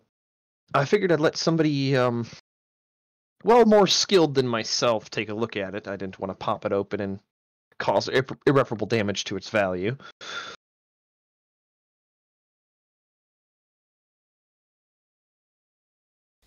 Indeed, and he starts, moving his hands in what you can tell is a somatic component of a spell. Guessing he's casting Identify. Yes, he appears to be casting Identify. I'm so smart. We could have done that. Yeah, but doesn't matter to me. Mm-hmm. Fair. And he says, I'm just going to offload the item. he nods and says, well, are you aware of what this is? No, we were a little busy to, actually take a look at it, and we forgot about it, and there's a thing on top of my bag, so it's the first one I'm bringing up to you. Fair enough. But it is something that you may wish to think twice about, given what I've heard in the jungle. This is, after all, a scroll of protection from undead. Well, that could be handy. Maybe we'll hang on to it. Mm-hmm. All right. And then just an offload. What did we say for selling spell scrolls? Because I got to comprehend language that is kind of Well, he offers to buy first level spell scrolls for 50 gold. All right. Unless somebody wants to hang on to it. I can just write from your spell book, so yeah, we're good. Yeah, I have that in mind, so you just copy mine. So. Cool. All right. Make that exchange. So that's 640. And then let's see. Oh, the obsidian dagger, the one that I've been hanging on to. I think it's a insta kill on a crit or something like that. I don't actually have what it does written down, but I know we learned what it did. Okay. Let's see if he knew anybody in town that might be interested in purchasing that. That's not generally something that that we just have a fixed price for, but I have an idea of somebody who might be interested in it. If you would come back tomorrow, I can let you know. All right. And I think that's all I have for magic. Can I give Gary my bracelet of Quotal or Quotwal? I mean, you can just offer it. I don't have to do the selling. You could bring it up. It's on your person. Can I show them the bracelet of Quotwal?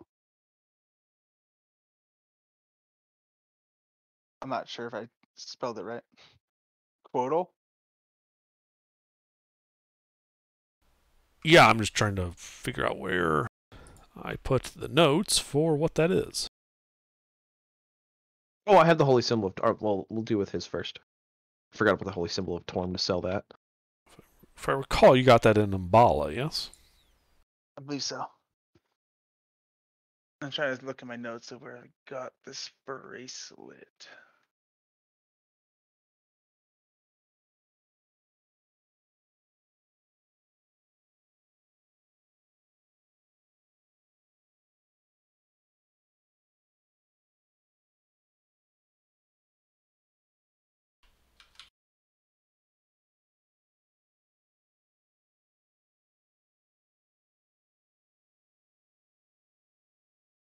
And it was magical?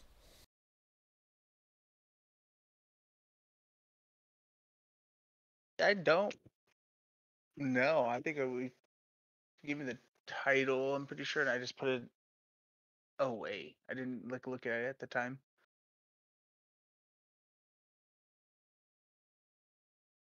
tisk tisk. Sorry, who did I give the information to before? Who has the bracelet? Savannah. I'm gonna search the messages I sent you. Just I don't know. No, I didn't put it in there. I'm just searching real quick because I don't have anything in my notes about that. In my inventory after my Triceratops horn.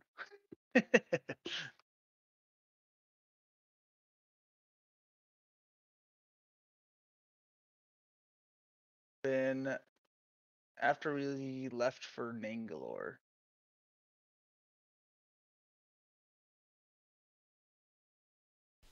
So you got it in Nangalore.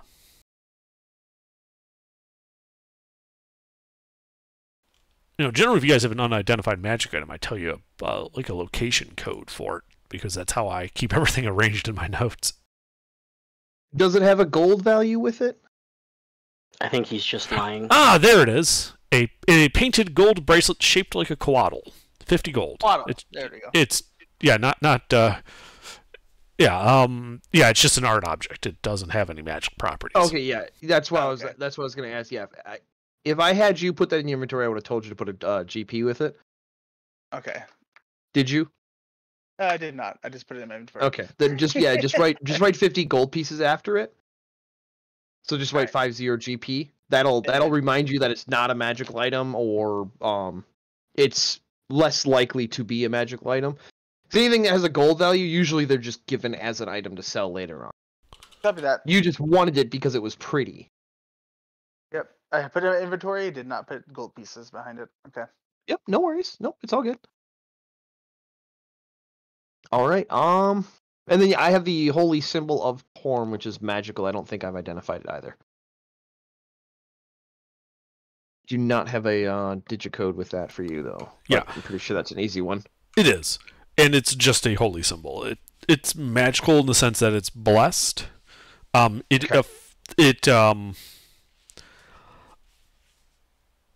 Wakanga tells you is that it does appear to be blessed by, I think it was Torm, yes? Yep. Yeah. Yep. Which is why it reads as magical, but he's unsure what it does. Oh. He'd be willing to buy it for you just as a holy symbol. Just something to toy with, but he himself doesn't know what it does. He hasn't cast Identify on it yet. Okay. This is more him saying it's not immediately obvious to him. Yeah. Well, I'd be kind of curious if there was something on top of it.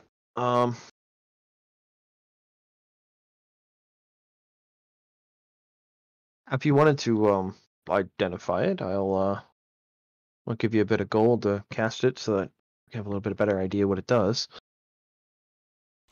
You think about it and says, all right, 10 gold, and I'll cast Identify on it for you. All right. Cool.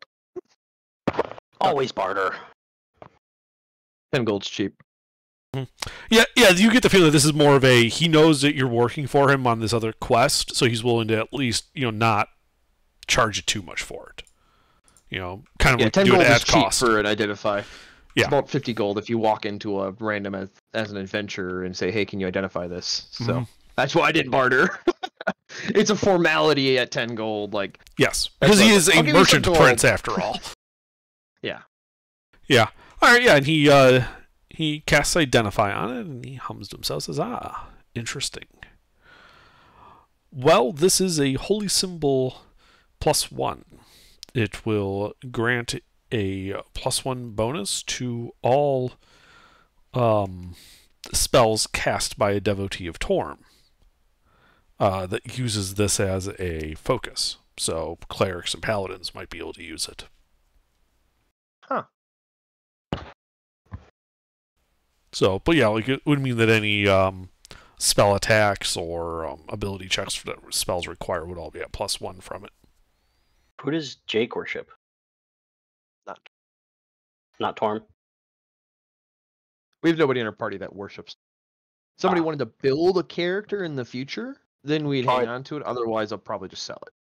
I thought Jake was a cleric. Never mind.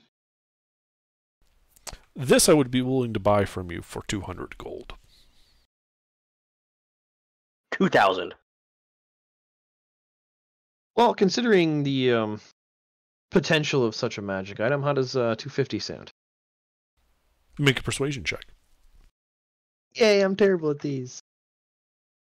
Gary. Yeah. Oh, you meant Well, terrible. 225, and we'll call it a deal. 25 works. 225 works for me.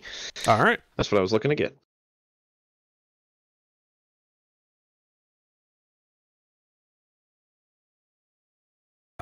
All right. Yeah, he'll buy it from you for 225. All right. Well, then I think that's pretty much it, and we'll kind of just give them a rundown of a little bit of what we've encountered, not all in great detail, just of the one city. I actually don't have my map up, so I apologize for my scatterbrained soundedness. So when I open documents in Inkscape's recent, they don't also open into my my Windows documents recent. So I have to open Inkscape and then go into my recents to pull up the,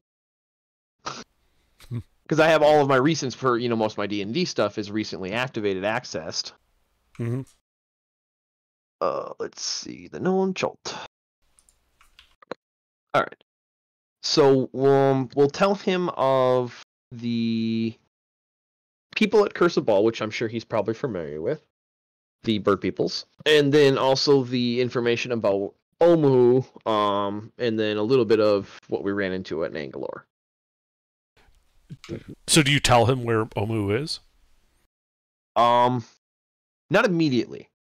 I'll mention the name, but if he asks, then I'll see how he asks.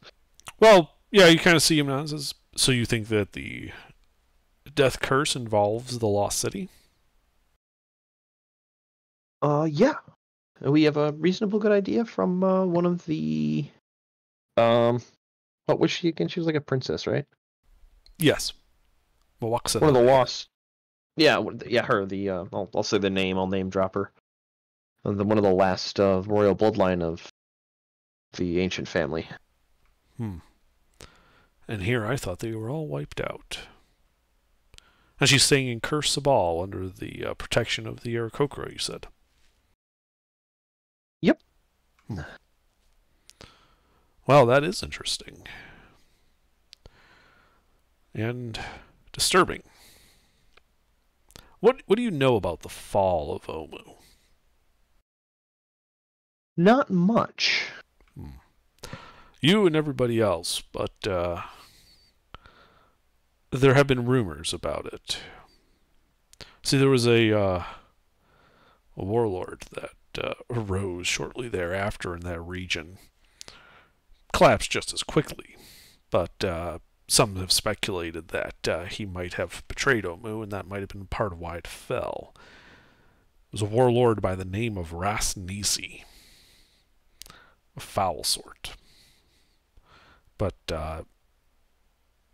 if he managed to find a way, this death curse is the type of thing he might do out of revenge or spite. So I would tread carefully if you're going into towards that lost city. He is not someone to be treated lightly. What was the name? Ras Nisi. You know what? I spelled it Rassneesie.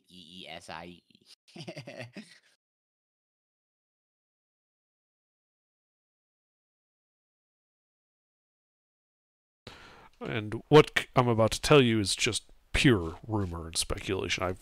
I've had little evidence to back that up, but just on the off chance that it is correct, you might want to hear this. Rumor has it that Ras Nisi made a deal with some devils and was cursed as a result of this for his betrayal of sacred oaths. And as a result, he's currently unable to die, but is half man, half snake. So, if he is still active, if those rumors have any truth to them at all, then the areas around Omu is almost certainly infested by him and those under his command, and you should tread lightly.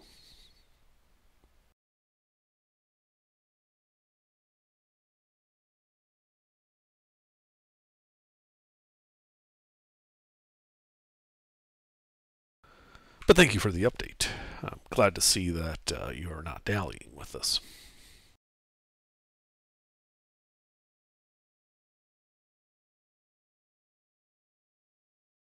When have you ever seen me to dally?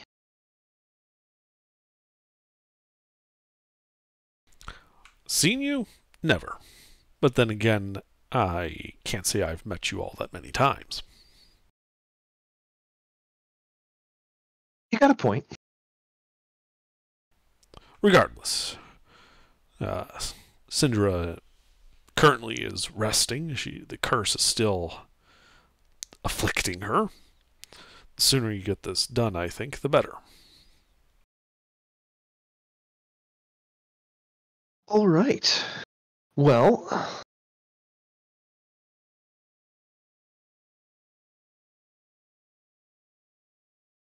check back with you tomorrow, say midday, for the dagger. We have some other Midday things should to work. get in order for the day. But other than that, I think that is a do. Can he turn weapons magical? So he's not an enchanter like that. He sells potions and scrolls, not weapons. Okay. Is there an enchanter anywhere here? No, that's not really a thing. Okay, cool. Hey, he sells scrolls, Vinny. Yeah, I'm not too worried about it. Well, you can ask. Okay. What's the worst that he can say is no? Do you happen to have a scroll of Cloud of Daggers?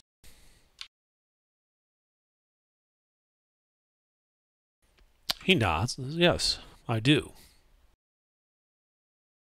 Are you charging for something like that?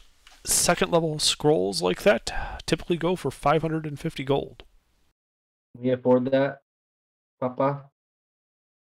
Not really. Okay, never mind then. But maybe next time we're in town, you probably could get it. Yeah, but I can just learn it by the time next time we're in town. Yeah, more than likely. That's why I thought it was kind of silly that you were looking for it. It's like you'll probably level up and be able to pick the spell before we can actually afford just to buy it. And then you have to also take into account the amount of time you need to transcribe it. Yeah. It takes time and more gold on top of the original purchase price to transcribe it to your spellbook. Go ahead. Can we afford splint? It's 200 gold. Splint armor. Yeah. But that probably shouldn't be too much of an issue. I mean, I do have quite a bit of other regular items to sell that I was going to get to next after we depart from here. Okay, go ahead. But no, yeah, I can take that off right now. I mean, that's basically that amulet that I just sold, so that's not that much of a pain. Okay. So yeah, if you wanted to upgrade, what do you have would. for your current armor to sell? Chainmail. It's got a 75 gold price. Okay. So, all right. If I give you the bracelet, can I also get splint?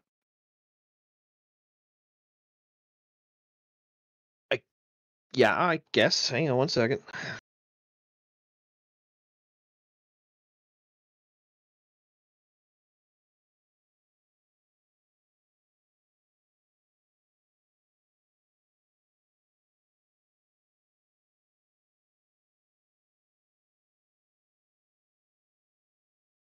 All right, I'd like to start moseying amongst the merchants looking for somebody that would be interested in Dino Bone. Okay, there are many. It's kind of Alright. it's kind of one of those niche industries here in Chult. plenty of merchants, eh? Yes. People buy and sell dinosaur bone, meat, leather, teeth, ivory, you name it. How much if I give my Triceratops lance to Gary, can we sell it for? All right, we'll start with that then. Okay. Let's see here. And what kind of armor do you have, Dylan? Also chain? Chain? Okay. So you could sell the lance for 20 gold. Sell it, Gary. You don't want to ride the axe beak with your lance? I can make another. Not if we sell all the bone. I'm sure we're gonna kill another fucking dinosaur. We're probably gonna kill a couple dinosaurs. Really? You think so? We're in the land of fucking dinosaurs. Uh-huh. The land before time. How much did I tell you? How much bone did you have? 40 pounds of dinosaur bone and 40 pounds of dinosaur hide. Or no, I'm sorry. That's what I had when we killed the Triceratops. I thought it was like. No, we had like. Let me go to my other inventory. Yeah, it was a lot more than that. We have 1,500 pounds of dinosaur bone. I forgot about that. Yeah. So dinosaur bone sells for a silver per pound. Okay. Dinosaur hide is 5 silver a pound. Okay. Oh. So so that is more calculator. Maybe we can afford play for someone. I don't need it. No one fucking asked you. Well, fuck you then. Maybe I want to be asked. You had your conversation for the night. Yeah, you can just log off. You're done. Alright, cool. All right. For the hide, Leave Nate alone. okay, so that with that puts us at 725, and then with the bone.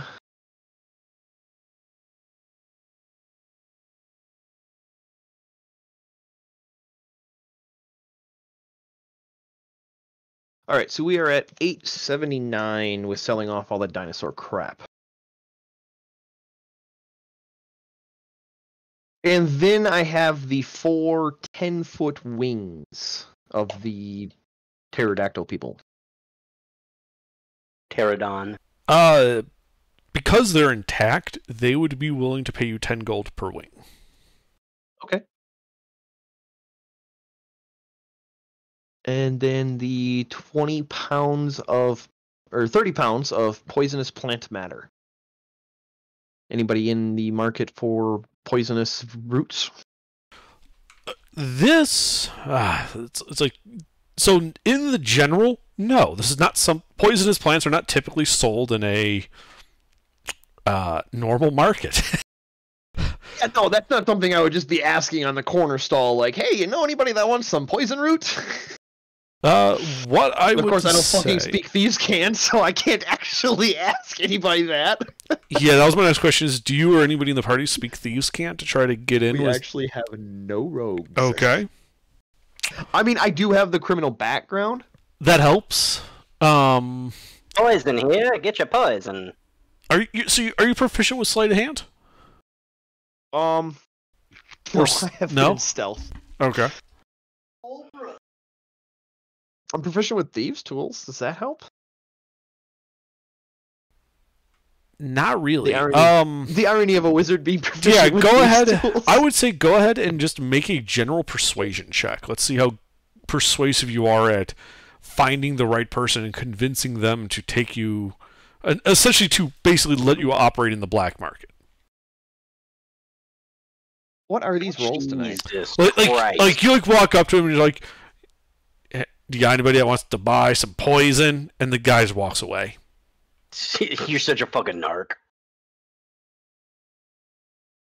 Can I look around the market a little bit? Kind of investigate the area and see if anybody stands out as somebody that would be in the shadier world, but Sure. More on the clean front sort of side. You know what I mean? Like the Al Capone kind of character. Uh-huh. I would say go ahead and make an investigation check. Yeah, I'm actually good at those. Never mind. Holy fucking rolls! So the closest you're able to find is there's a small out-of-the-way stall that sells dietary supplements for racing dinosaurs. And they kind of look at what you got like, I'd give you like 10 copper for the bunch. Nah, we'll hang on to it. Should we maybe look at those supplements for the Axebeak? Sure, we can. Let's browse the dino steroids for the bird. So, have you guys ever heard the term gingering a horse? No. I know what it means. That's what he's selling. That's what he's selling. Oh, is it like Viagra for an Axebeak? No. So gingering of a horse is a very amusing thing. It's actually or it's a whole story of a lot of stuff happened because of it. Like the term cocktail, what we're familiar with as a mixed drink, originates from this. And so gingering a horse was their way of falsifying how spry a horse was. And what they do is they would literally shove ginger into a horse's ass. It causes the horse's tail to floof up, and thus it looks a little bit more spry, energetic, etc. And so that was referred to as cocking the tail. And so what people would do is they would mix whiskey and ginger, and they would usually, have it in the morning as a hangover remedy. And so they eventually got put together with, here, this will cock your tail, and then it got turned into cocktail. And now most mixed drinks are referred to as cocktails. So it's it's literally referring to putting ginger in a horse's ass. So okay, the only stuff here we would have to shove up the Axebeak's cloaca. Yes. I'm gonna pass. He's selling spices to put in animals' butts. Yeah. Okay. And he's thinking he might be able to use some of those herbs to that effect, and so he's willing to buy them. But quite frankly, ginger and other things are not that expensive. Quick, somebody kill me so I can come back as a rogue. Done. No, I'm kidding. If we level up, I will be multi-classing because I actually do have the stuff for it. Literally taking one level of rogue. I don't get a lot of the stuff though. I have to start as a rogue and then multi-class as a wizard to do the build that I'm doing, but I started as a wizard for the shits and giggles of it. So yeah, we'll just hang on to the 30 pounds of plant matter for now. We'll try again another day when, the dice are less shitty. Yeah. And then I have so we need to go to a gem merchant next, because I got a couple of gemstones. Yeah, there are several gem merchants what do they call that? The Grand Souk, and they'll basically buy the gems for the value. It's like a Zales. All right. Yeah, Port Heinz-Aru is a major trading port, so they basically have access to all that stuff. We could get a 300 gold piece diamond. Absolutely. All right, let me just tally this up real quick. I thought we already had a 300 gold piece. No, we have a 500 gold piece. I don't know where anybody is thinking that we have a 300 gold piece. I'm selling that and buying. Yeah. This party seems to just generate 300 gold piece diamonds, and it's really frustrating. Oh yeah, I have one. No, you don't. No, I thought the 500 gold. No, I know. It happened in the Descent into Avernus. We just kept miraculously having 300 gold piece diamonds, and I'm like, there was only 2. We've used 2. We do not have any more. All right. And then the last thing would be a blacksmith, because I have a special request. We have some adamantine ingots, and I was wondering if the blacksmith would be capable of forging them into a weapon for somebody in the party. So, forging them into a weapon would be very expensive.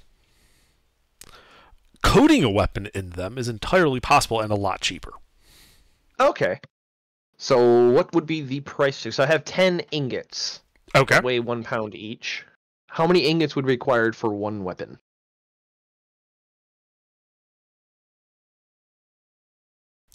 So for a normal weapon, so one that is not light or heavy, it would take 1 ingot to coat it, and it would take the blacksmith a day. He charges 10 gold for it to do that, because you're providing the material, which is the big expense for it normally. Yep. Okay. So if the weapon is light, it only takes half an ingot. Same price for labor. It is hard to work. If it's heavy, it takes 2 ingots. I can coat my battle axe. It's a regular weapon, not heavy and not light. Yeah. There's only like a couple heavy weapons, which is going to be things like great swords, great axes, lances, things like that. As for ammunition, 1 ingot, he can basically make arrow tips. He can make 10 arrow tips from a single ingot. And you're basically just paying, basically 1 ingot is a day's worth of labor for him to manipulate. And it costs 10 gold to hire him for that day to do it. So you guys can break down how much you want to spend in terms of his time. All right. How much would he buy an adamantium ingot for? What's the value of just an ingot for him?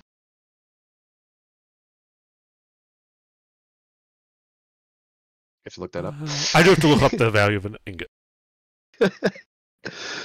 I figured from the pause. Can't believe you don't know that off the top of your head, Under. He would be willing to pay you 50 gold per ingot. Okay.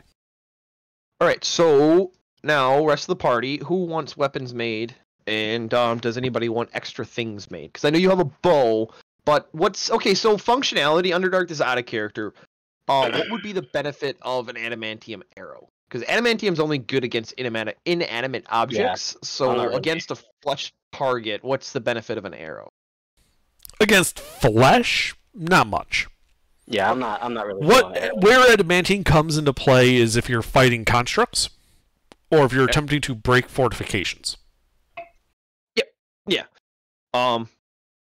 So like making like general purpose, like just me being the loot mongering dwarf rogue that I normally play, I'm sitting there going, I cannot see much functionality except for a couple niche situations where adamantium ammunition would actually be useful. The weapons, obviously, yeah, when you're trying to break down a door, an adamantium axe is a lot better. So yeah, you guys want? So we want one.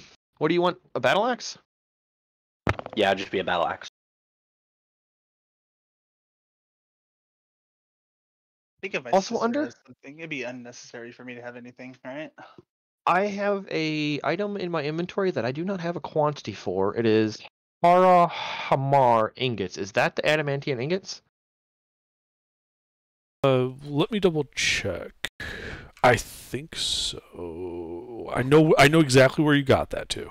Just let me pull that up real quick. Yeah, I do not have a quantity, so I'm wondering if I just put it. It's one line off from being in line, which if I deleted something, it would have moved it. So I'm thinking that is just somebody said that they're called this, and this is just adamantium ingots, and that's another name for it. Are we just shopping for the rest of the night? You're talking about Harak Hamar, yes? Yeah, those are. Yeah, yes, that's what the 10 adamantium ingots were stamped with. Like that's their origin. Okay. Ah, okay, gotcha. Okay.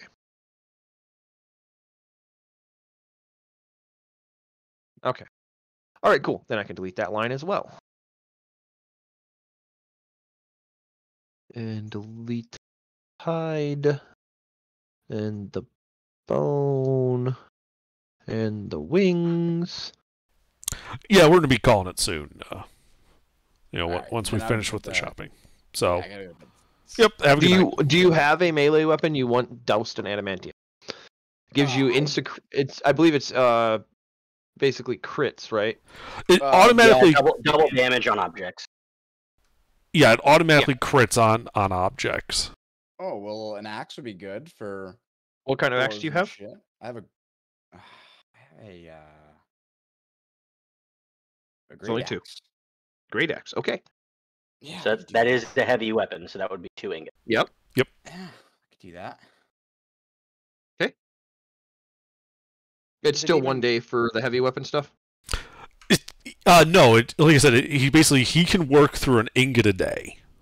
Okay. Adamantine's hard to work, so you're paying for his time with the 10 gold per. Essentially, you're paying him 10 gold to work on your stuff per day. Yeah. And you're supplying well, materials. Right. Yep. We'll be here anyway for a couple days, so that'd be good. Yeah, that's why I'm asking. So Savannah as well. Do you have a melee weapon you want adamantine? All right.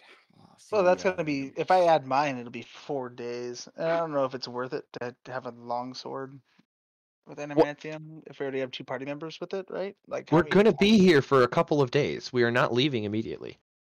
Yeah, this isn't. If you're worried about time, that's not an issue.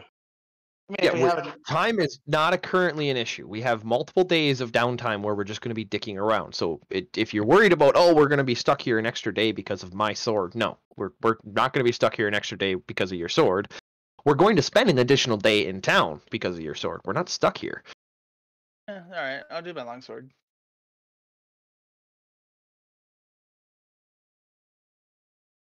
Okay, so that is 40 Regular. gold, 4 ingots. And then obviously we'll probably have our other clerics both power up with it. So that'll be another 2 weapons, but I don't know what their weapon types are. So we'll have to wait till we can get info from them for the time that we'll actually be in town under. Yeah, it's not a problem. Yeah, I'm just writing all this on my sheet. Yeah, it's very... Applying adamantine to a weapon, very formulaic. So, you can figure out how long it would take and how much it costs. I've told you the formula. Yep. Yeah, I'm just letting I'm not sure what their weapons are, so for our actual time in town, which doesn't really matter too much.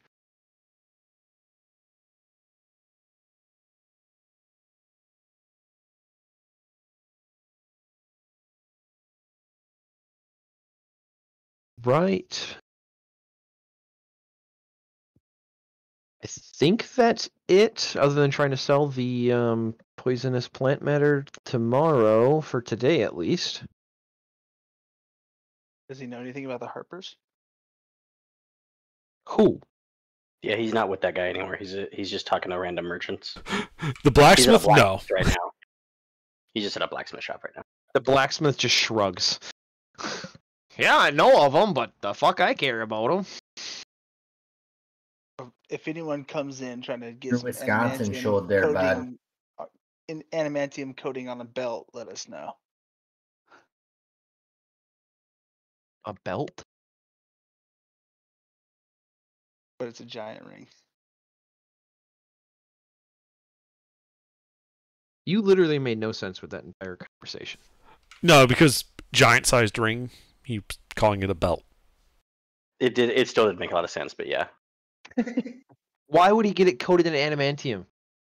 Why wouldn't you? All right, what else? Are we done for the night? This can all be post XP conversation. All right. Yeah. Yeah. Anything else that you're going to be doing, Gary? Buying, selling nope. wise? All right. Well, yeah, as you guys mill about the town through the market stalls as the day starts to draw to a close, we'll call it there. All right.